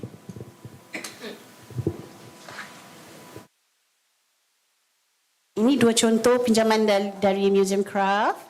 dua kain siambitan. Okay, kalau kita tengok kat sini latanya berwarna merah dan corak-coraknya penuh. Ya, dia ada border tetapi bordernya tetap dalam warna latar yang sama.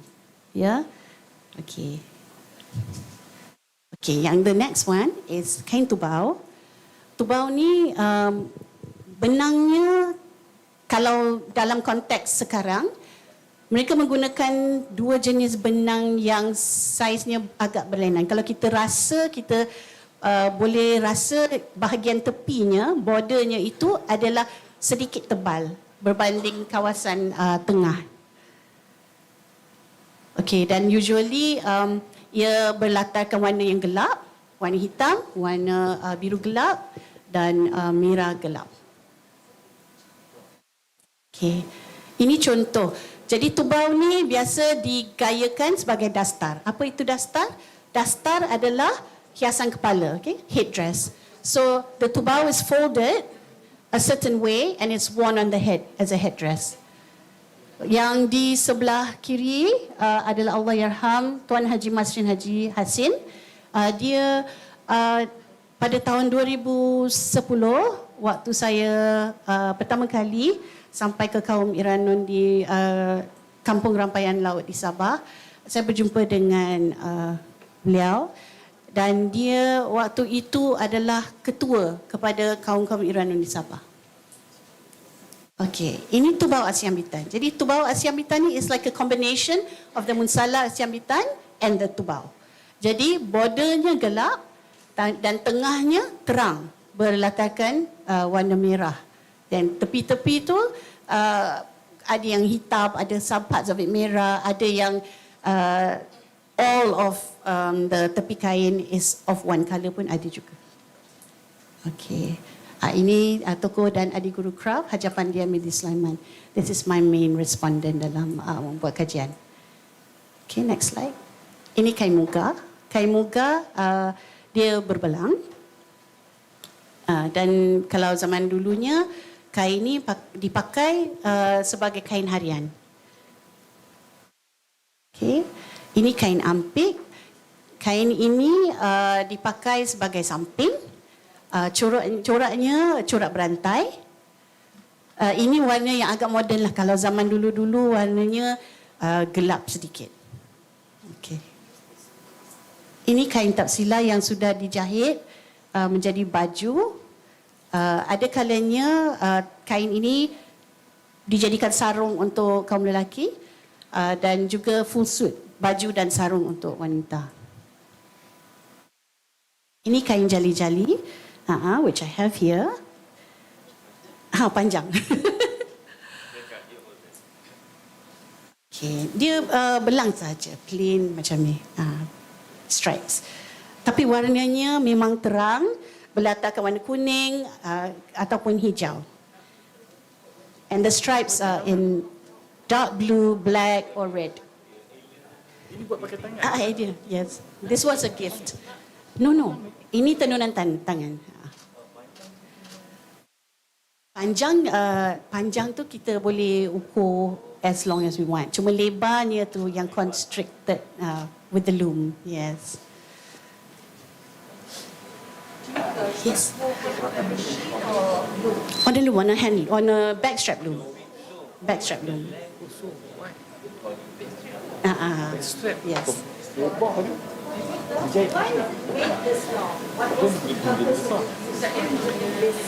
She actually wove this for me. It was a gift. And she said, turn it into whatever you want. Which I feel so sayang nak potong. Lebarnya saja constricted to the lebar alat tenun. Tetapi panjangnya tu kita boleh buat sepanjang ini 5 meter. She specifically said, what itu kot?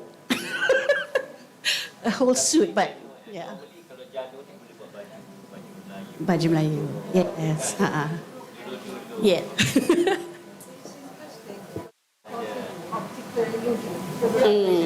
Because of the stripes. Yes. Ada a different shade of green, darker green, blue, merah, and hijau pucuk pisang.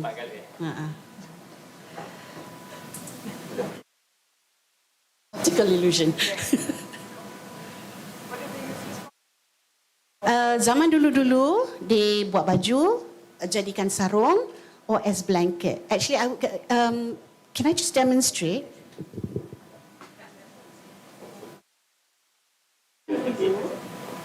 This is how they wore it before they had kain baju-baju berjahit.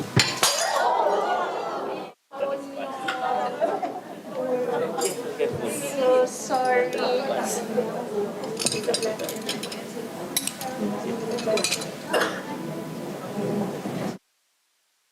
Sikit, dengar sikit. So Laman.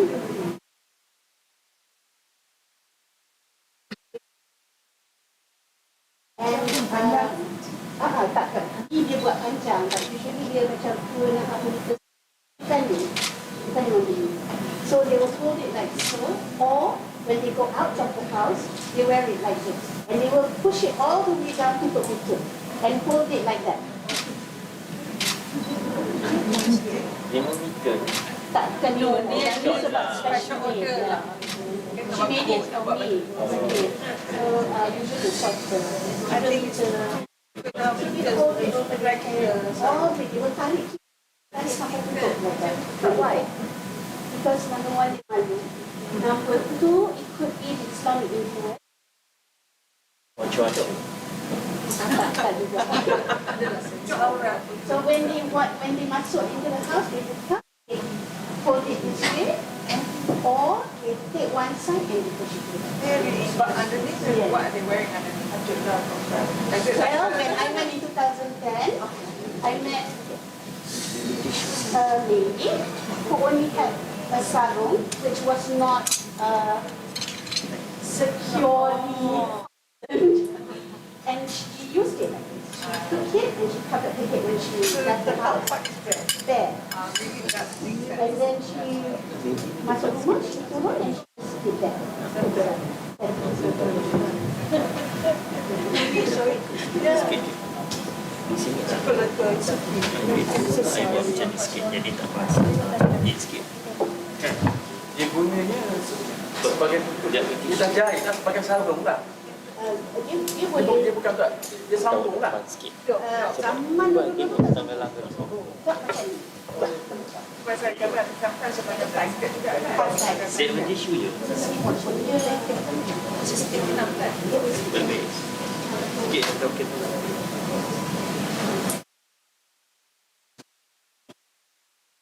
Dia yang merah and ada stripes hitam and orange. The house, you cover your head. And the men also wearing something.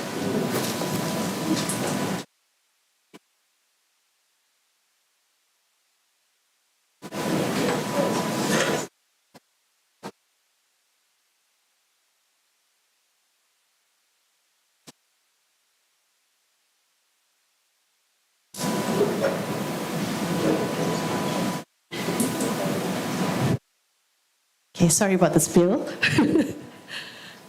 Okay, next slide please. Okay, kain baraguru pajuntai, and the next slide, Mandari Sipak and Mandara Karo.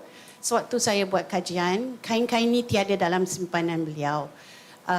Mula-mula in 2010, a few of the pieces digunakan untuk pameran di tempat lain. Jadi saya tak dapat tengok in real life, hanya tengok very blurry gambar, which even when I took picture of those gambars, the quality was not very good.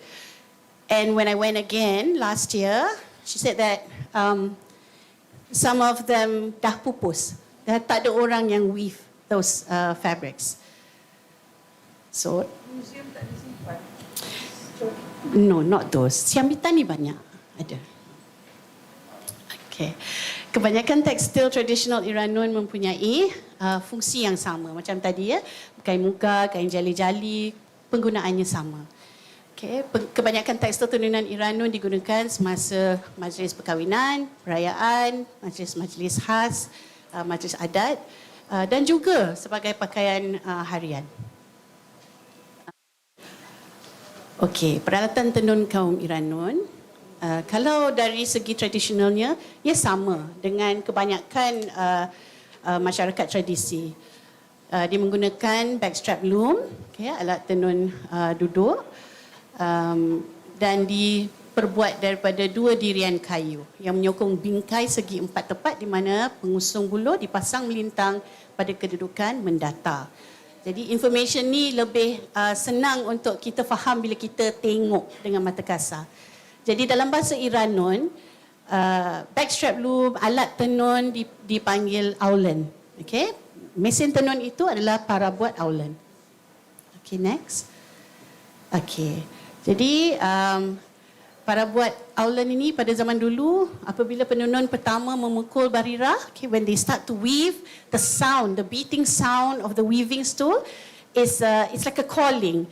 And then daripada one village to another village, when they weave, somebody will answer, respond to that calling. So I was very privileged because I got to witness this when I went to Kampung Rampayan Ulu, where a community of weavers lived, and they weave just outside on like their veranda. They have their backstrap looms, and they weave, and they sing and they weave, and it's like a conversation between weavers. So that was interesting to see. Today, I'm not sure if people are still actively weaving because I find that after the pandemic, a lot has changed. So, okay, next slide. Okay, ini antara bahagian alat tenunan Iranun. Itu dalam bahasa Iranun dan juga bahagian dalam bahasa Melayu. Okay, next slide. Okay, ini contoh backstrap loom. Okay, next slide. Ini lukisan saya. Pada tahun 2010 waktu saya pergi, I was surprised that they welcomed me so openly sebagai orang luar. Tapi mereka masih lagi malu. Malu, so they were quite reserved. When I started to take out my camera, dulu kamera bukan dalam phone, kamera besar-besar, laptop, alat perakam suara, they got even more nervous and they shied away. So I realized that I can't take out those instruments and equipments. So I had only a journal and a sketchbook with me. So I followed the master weaver, my main respondent, and followed her around carrying 2 books and a couple of pencils and pen. So this is my version of a backstrap loom with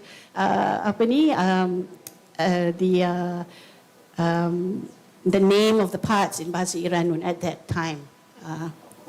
And that's Sudan that is used as a, today in modern times, it's the warping board where you measure the length of the fabric. Okay, next slide. This is my master weaver, Haja Pandian. This is her behind the backstrap loom, weaving. Okay. Tak ada. Dia angkat. Ini bahan-bahan asas tenunan Iranun. This memang basic lah. Tapi kalau untuk buat siambitan ataupun mana-mana tenunan in natural dye, then this list will be more extensive. Okay. So ada benang loseng, pakan, bahan pewarna. Tapi sekarang mereka guna bahan pewarna sintetik atau lagi shortcut, dia beli saja the benang. Dah ready made. Okay, proses asas pembuatan tenunan Iranun, ini adalah step by step process. But these are just for the basic weavings, not the siambitan. Okay, next slide. Okay, ini fungsi-fungsi kain. Macam tadi ada yang tanya, ini guna untuk apa, pakai untuk apa. So, ini adalah kegunaan kain-kain tersebut.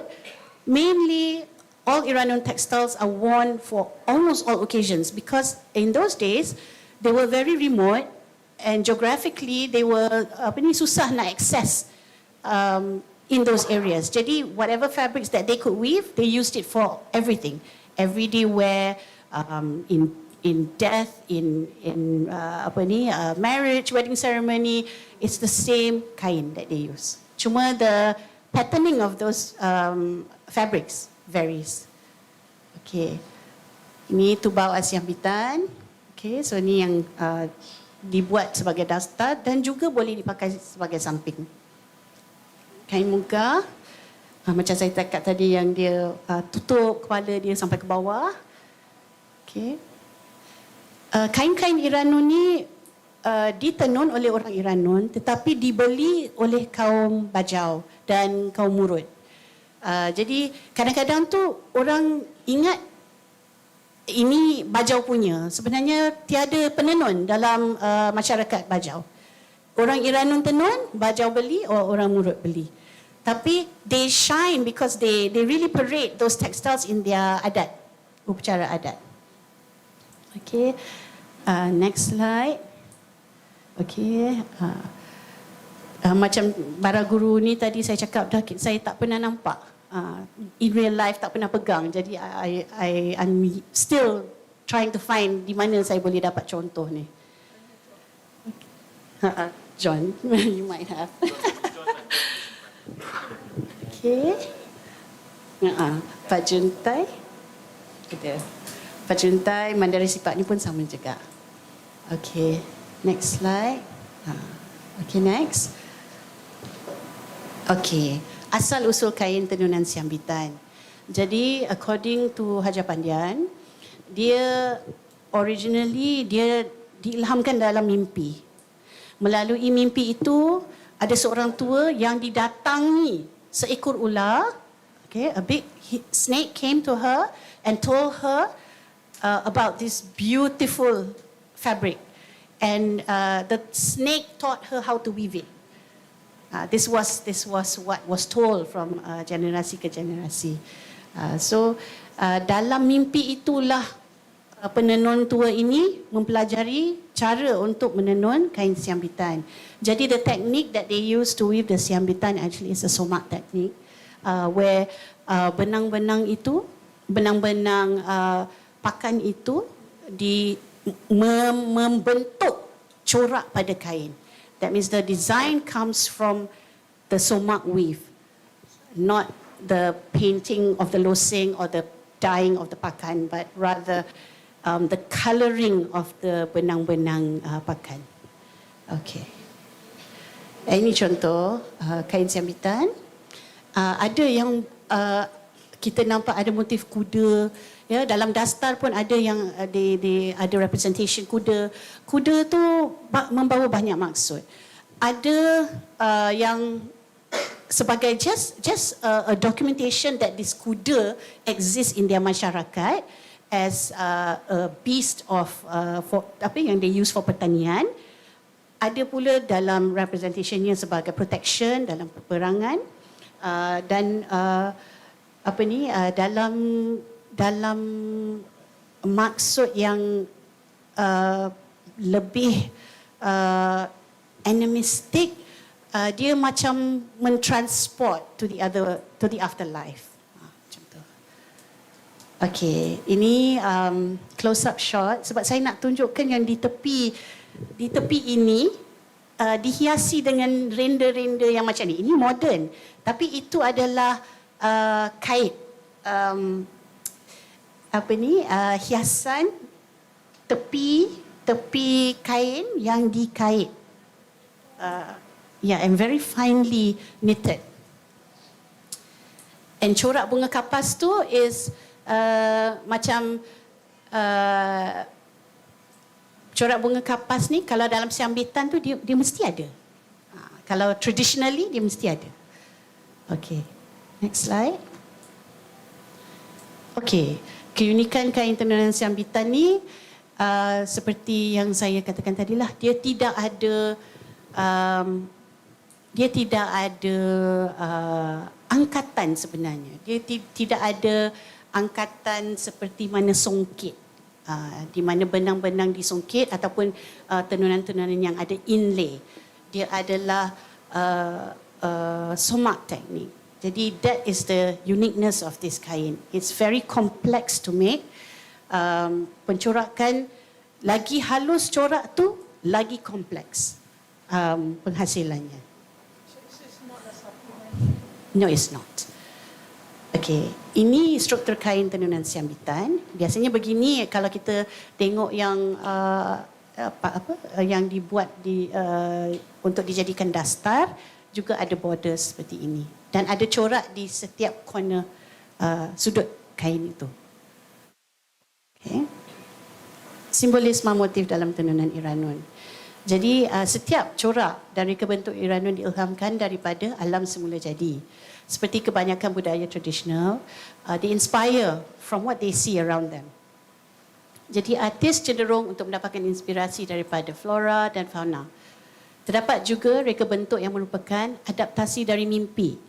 So menurun datang dari mimpi and they gambarkan in their textiles. Kebanyakan reka bentuk terbentuk daripada bentuk asas segi 4 sama dan segi 3. Kenapa begitu? Sebab dalam tenunan macam tadi Mr. John was explaining, it's very difficult to buat curved lines, curved shapes. Jadi most of their weavings ni is more geometric in shape rather than having curved lines. Okay. Kewujudan motif tenunan ini adalah merupakan ilham daripada nenek moyang. Jadi kita tengok walaupun yang ini siambitan baru, kita tengok gambar yang lama lebih kurang sama. Cuma yang ni kasar sedikit pencorakannya, the designs are bigger. Kalau zaman dulu, it's finer, smaller, more intricate design. But the designs are almost all the same because it is like a passing down of knowledge from their nenek moyang. Okay. Pemilihan reka corak atau motif tenunan adalah mengikut kreativiti penenun dalam menghasilkan kain tenunan yang menarik. Ada beberapa masyarakat tradisional yang penyusunan reka coraknya has to be a certain way sebab dia tak boleh langgar certain philosophy ataupun penceritaan di atas satu kain. Tapi based on apa yang diterangkan oleh Hajar Pandian, dalam tenunan Iranun ni dia tak ada macam pantang larang. Jadi whatever motif they feel like weaving, they just design it themselves as they go along. Okay, next slide. Ini jenis-jenis motif tenunan siambitan. Okay, jadi ada makna-makna simbolik di sebalik reka-reka corak tersebut, tetapi dalam menenun, proses menenun tu tak ada pantang larang. Okay, jadi kita boleh lihat reka corak Iranun ni memang ada banyak persamaan dengan masyarakat tradisi yang lain. Okay, next slide. Okay, ini bunga teratai. Okay, next slide. Pucuk kapas, a form of healing, for healing and also to show penyembuhan. Next, bunga kapas. Okay. Bunga tuaran, bunga gardenia. Okay. It's weird, right? It looks so plain and so hard, but yet it symbolizes kecantikan. It's very ironic. Pucuk bunga umbus. Okay. Yang ini bunga buah kundur ni mungkin sebab ada di sekitaran mereka and they use it in their cooking. Jadi it kind of shows that this is the element that they use in their daily life. Next, bintang. Okay, yang ini simbolik to agama Islam. Corak siku-siku usually used in the borders. Status kekayaan, kesuburan, pertumbuhan. Probably because of the siku-siku shape, triangle shape that is pointing upwards. Pecah 4. Maksud perpaduan, kuda, binatang perang, pertanian, pengangkutan, perkahwinan, sukan dan hiburan. Okey, buah cermin, kecantikan dan perlindungan. Pucuk tunggal, okey, pertumbuhan ataupun kepercayaan. Okey, ini cadangan saya untuk memelihara dan mengekalkan tenunan kaum Iranun. mesti ada kesinambungan dalam ilmu pengetahuan dan kemahiran menenun di kalangan wanita Iranun. Kerjasama di antara kerajaan negeri, kerajaan pusat dalam mempromosi dan memberi pendedahan tentang tenunan Iranun sebagai salah satu hasil kraf tangan yang unik di Malaysia. Dokumentasi, satu proses yang perlu ada untuk mendokumen bahan mentah, cara pembuatan, pencorakan rekaan kain-kain tenunan Iranun. Lagi satu, untuk menjadikan kawasan-kawasan di mana hasil tenunan ini dihasilkan sebagai satu destinasi percutian. Maknanya people can come and visit these villages and these workshops where they can experience the Iranun culture and also their weaving practice. Okay, next. Ini tokoh kraf dan adik guru yang saya mention tadi. Dia adalah responden utama dalam pendidikan yang saya sedang jalankan. Dia berusia 73 tahun, Puan Haja Pandian binti Sulaiman. Dia berkebolehan bukan saja dalam menenun, mengait, menyulam dan menjahit pakaian. Di bengkel beliau juga ada section untuk jahit pakaian. Tokoh kraf dan adik guru dalam tenunan Iranun. Okey. Ini pula penenun-penenun lain di daerah Kota Belud. Gambar yang di sebelah kiri anda, kalau Puan Haja Pandian tadi dah umpama ibu Iranun saya. Jadi saya panggil dia Mamak. Dan ini pula yang sebelah kiri ni babut-babut saya, makcik-makcik saya. Babut landungan, babut sirongan dan mas pantingan. Biasanya mas pantingan ni akan menggantikan Haja Pandian kalau dia tak dapat datang untuk aktiviti demonstrasi yang dianjurkan oleh Kompleks Kraf ataupun mana-mana agensi. Okay, next slide. Ini pula situasi dalam bengkel tenunan beliau yang dibina di sebelahan rumah beliau oleh Kerajaan Negeri Sabah untuk membantu penenun-penenun di kawasan itu untuk ada tempat di mana mereka boleh buat tenunan bersama dan juga untuk penenun-penenun mengajar orang-orang muda, generasi muda. Tetapi unfortunately, since the pandemic, bengkel ni agak suram. So when I went in September last year, tiada aktiviti menenun berlaku. Weavers pun dah makin slow, tiada tempahan. Jadi yang merisaukan saya ialah kalau jika berterusan begitu, lama-lama tiada lagi yang akan menghasilkan tenunan-tenunan ini dan tiada lagi generasi yang akan mengambil alih ilmu dan also kita tak ada pelapis. Jadi keadaan sekarang ini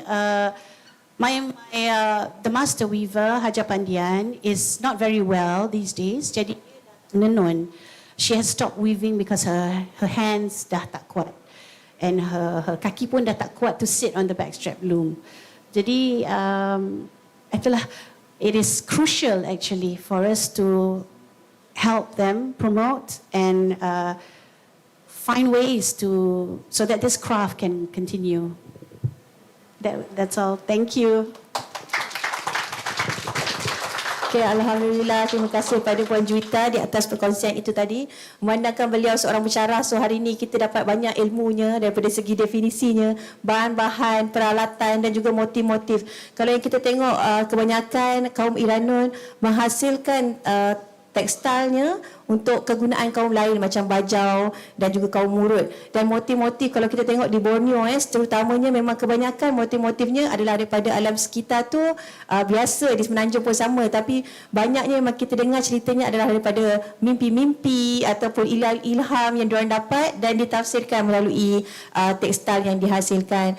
So hari ini dah selesai dah penciptaan daripada 3 panel kita, tapi saya nak bagi peluang lah kepada peserta kalau ada yang ingin bertanyakan soalan kepada panel kita ketiga-tiga, kepada sesiapa pun, sebab masa pun tak banyak sangat dah. So kita akan mungkin buka 2 sahaja soalan daripada peserta kalau ada benda lain yang rasa macam nak tahu tapi tak diceritakan pada hari ini. So saya buka kepada sesiapa yang nak tanya soalan.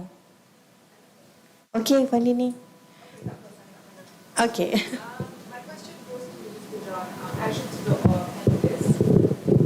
My question, hello, selamat petang, tengah hari everybody. I just wanted to ask the panel, sebab we've been talking about the 2 things. One, that you must be asli. So a lot of people think that songket has to be a must, but we know that the prices are getting higher and higher. What is your opinion about 1, machineries, and 2, using things other than bahan-bahan yang kita selalu pakai?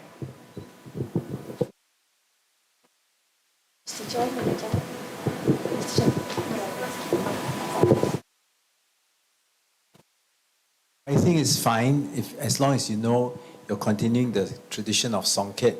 You can use plastic threads, like we use benang warna, right? Why can't you use, instead of real gold, you can use plastic threads that look like gold, so the price is cheaper. But I'm not sure what Wan Manang thinks.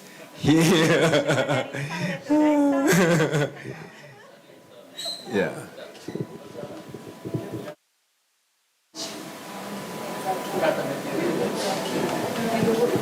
Yeah, so if the workmanship is good, I think it's okay, right? Yeah.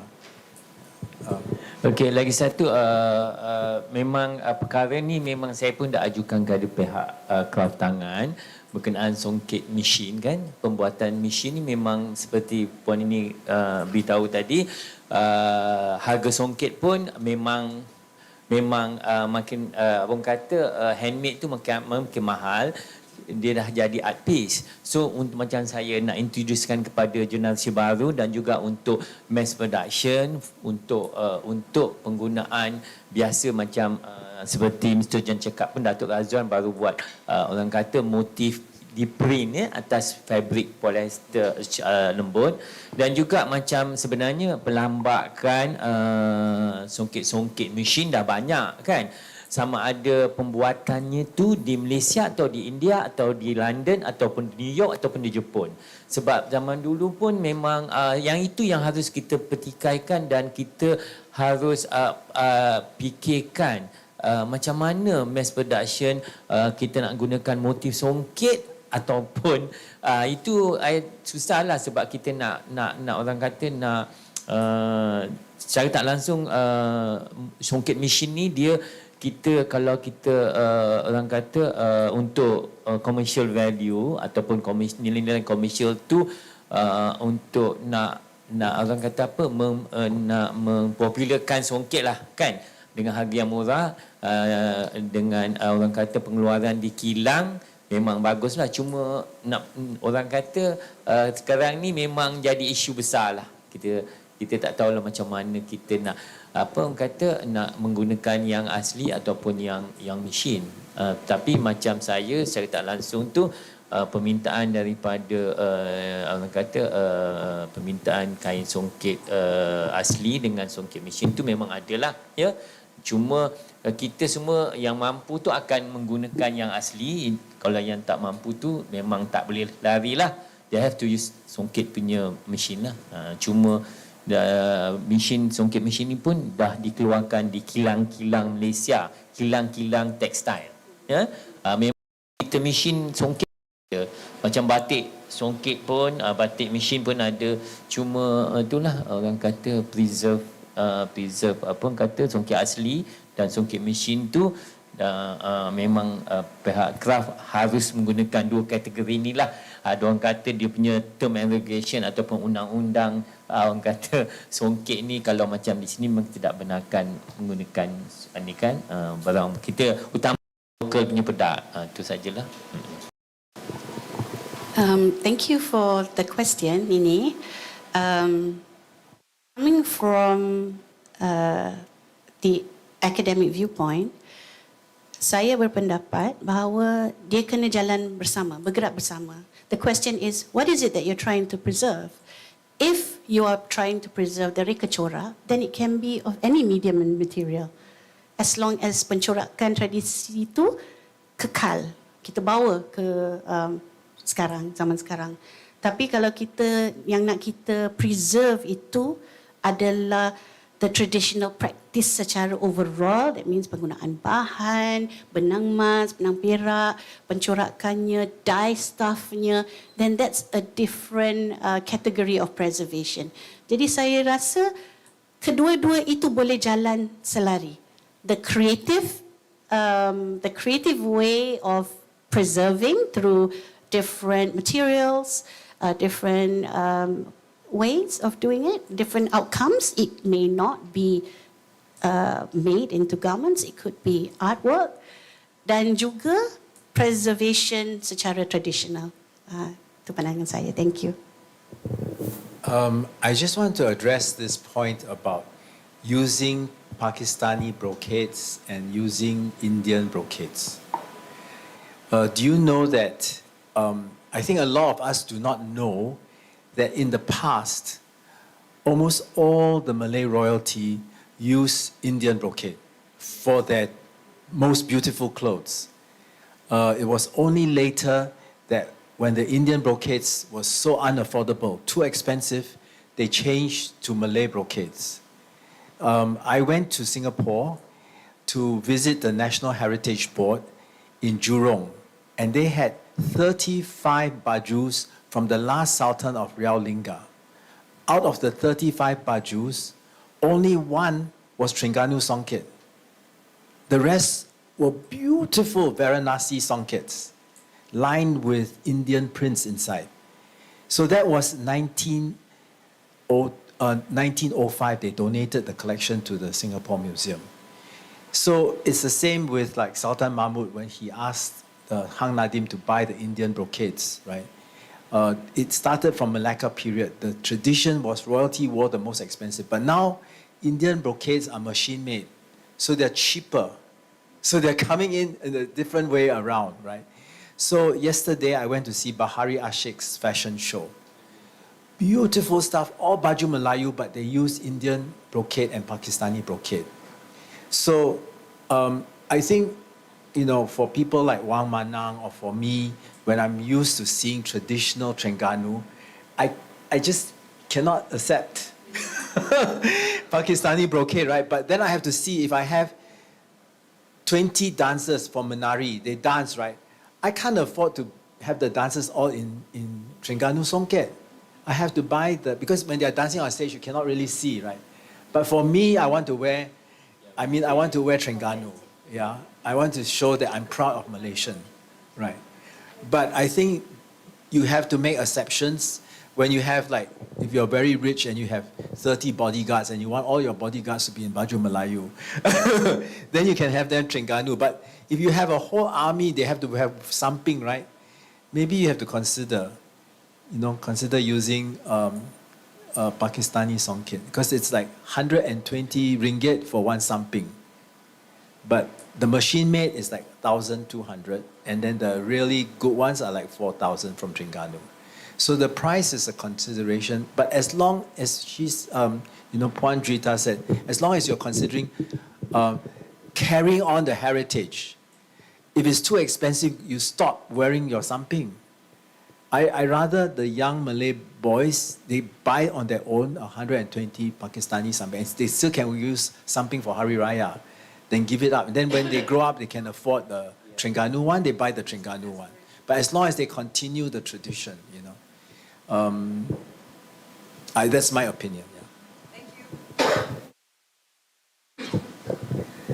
Kita tengok memang ada pelbagai pandangan dan pendapat tu. Tapi bagi saya sendiri, daripada saya mewakili Asian Pemuliharaan Kraf, memang tugas kita adalah untuk memelihara warisan negara. So material moden ataupun itu adalah sebenarnya saya rasa kita tidak boleh nak menyekat sebab anak-anak muda sekarang memang ramai yang suka motif-motif tradisional kalau kita tengok tapi diorang tidak mampu. So sasaran kita adalah sekarang ni kita educate dahulu macam Mr. John kata kita kekalkan pewarisan pemakaiannya. At the end nanti kita mengharapkan sekurang-kurangnya satu keluarga ada satu songket untuk diwarisi. So kita sebab songket ni kita tahu dia tidak akan kalau boleh dijaga dengan baik dia tidak akan buruk cepatlah kiranya. So dia boleh diwariskan kepada anak-anak, kepada cucu. So macam mak saya sendiri diwariskan songket dia dekat kita orang pula. So kita boleh pakai mak kita punya songket sebab dulu macam setiap keluarga ada satu songket masa pakai masa majlis perkahwinan dan disimpan dan kita boleh pakai balik kalau saiz kita sama. Tapi sebab orang dulu kebanyakannya bodinya lebih slim dan saya mungkin mengembang agak banyak so dah tak dapat pakai dah. So macam itulah sekarang kita nak educate ibu-ibu muda seperti saya, kita bawa anak-anak ke muzium supaya anak-anak mengenali apakah itu warisan dan ia boleh diwariskan seterusnya kepada generasi akan datang. Ada sesiapa lagi? Ada soalan? Sejauh ada soalan sendiri? Okey. I want to ask a question to Puan Juita.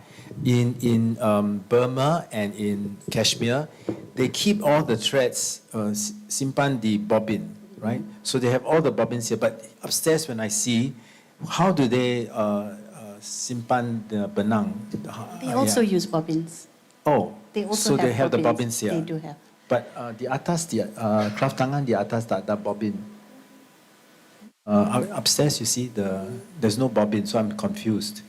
They spin, traditionally they spin their own, Yeah. and they keep it in on bobbins. But then when they're When doing they it on weave- the loom, Uh-huh. the bobbins did they put on the side? They have little small ones Yeah. that they use. They have it Right by the textile. by the textiles. Oh, okay, okay. Because so it's the same. the yeah. colors interchange. Yeah. So they every time. kuning and then hijau again. okay. Okay, and then this one is different from this one because this one doesn't look like Ni tapestry. kasar. It is the same. It's just that the thread is tebal. Oh, Tak it's different. pakai halus macam ni. Okay, thank you. You're welcome. Oh, and the last question: where can I buy this? You can buy it straight from the master weaver herself. I have to go to Sabah. I can give you her contact. Okay, thank you.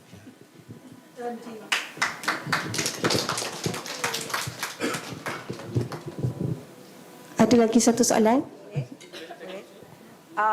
John, remember sekejap, this? I got this from you. From the time I got it till now, I haven't washed it because I don't know how to care for it because I'm afraid if I wash it or send it for dry cleaning, this little tie, the effect will disappear. So could you tell us how to care for this? Gentle hand wash with shampoo. No, you don't iron it. Yeah. You just pat it on a towel and let it dry. Yeah. Okay, cool. Then the effects of the tie Yeah. will still be there? Yeah. Okay, cool. Thank you. You can still use wash because this tie dry, so it's been in water, so it doesn't matter. No, Jemputan, yeah, washing machine. Put a piece of towel and put that thing on top and put another towel and you dab it. If I have to hand wash. A lot of people you do that. Okey, Cik Wan Manang, adik guru kita ada soalan? Nak kongsi? Okey. Terima kasih peluang pada saya. Saya sangat bersetuju dengan apa yang diperkatakan oleh Mr. John dan juga kedua-duanya lah. Memang apa ini yang kita hasilkan sekarang ni bidang tenunan lah. Kena selari lah sama ada secara manual, handmade ataupun mesin. Tetapi kita kena ingat, ya, tak semua mesin boleh buat apa yang dilakukan oleh manual tangan. Terutamanya tenunan songket. Apa yang kita lakukan sekarang ni adalah apa yang dikehendaki oleh Pelbadan Kraf Tangan untuk memajukan kita punya produk kita lah. Maksud saya ni dari sejak dulu sampai sekarang, kalau kita kalau kita mati kan dia akan stop lah, tak ada pengeluaran. Tapi kita tahu sejak dulu hingga sekarang kita memang ada compete dengan produk mesin. Semua produk yang kita buat ni ada tiruannya. semua produk, semua apa-apa barang lah. Tapi macam songket ni, tenunan ni, sebagaimana dia orang masih lagi kekalkan buat kapet secara menu tangan, itu pun harganya memanglah tinggilah berbanding dengan yang mesin. Begitu juga tenunan.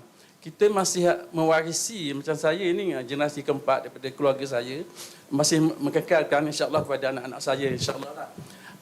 Berbangga kerana ada lagi permintaan yang nak gunakan secara menu handmade lah. Selagi ada orang Melayu, selagi ada adat istiadat Melayu, selagi ada institusi beraja, memang permintaan songket ni digunakan.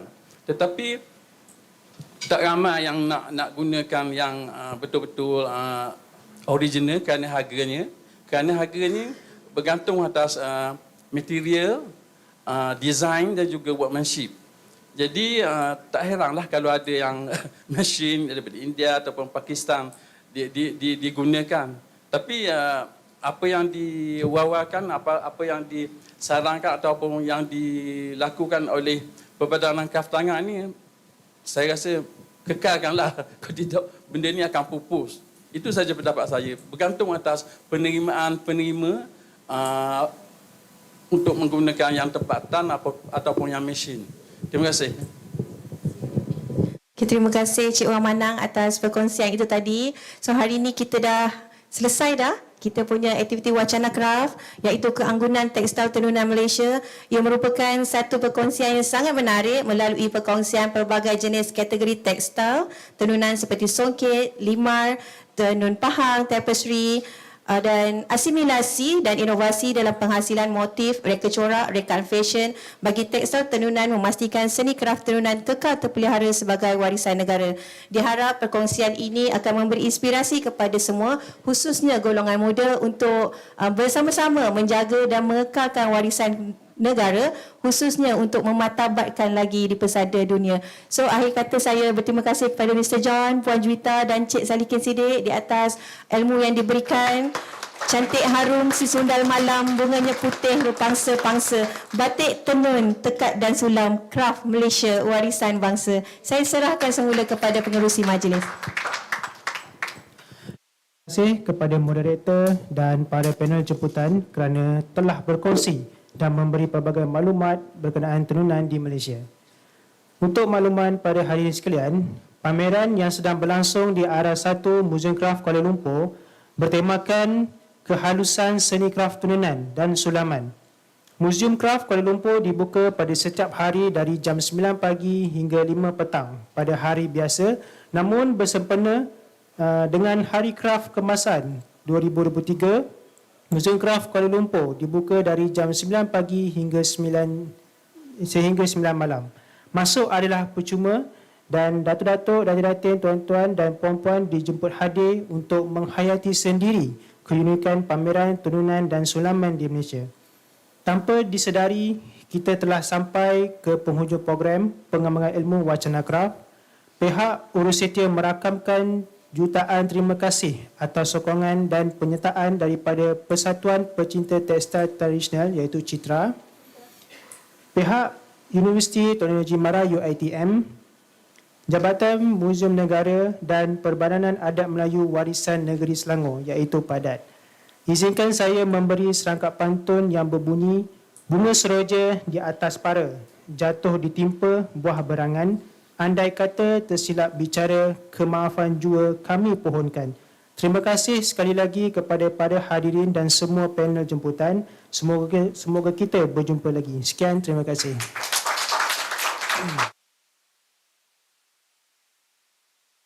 Untuk makluman para peserta, makanan berada di ruang lobi di Museum Kraf Kuala Lumpur dan beserta sijil. Terima kasih. I brought some textiles at the back. You can have a look, and any questions you can ask. Yeah?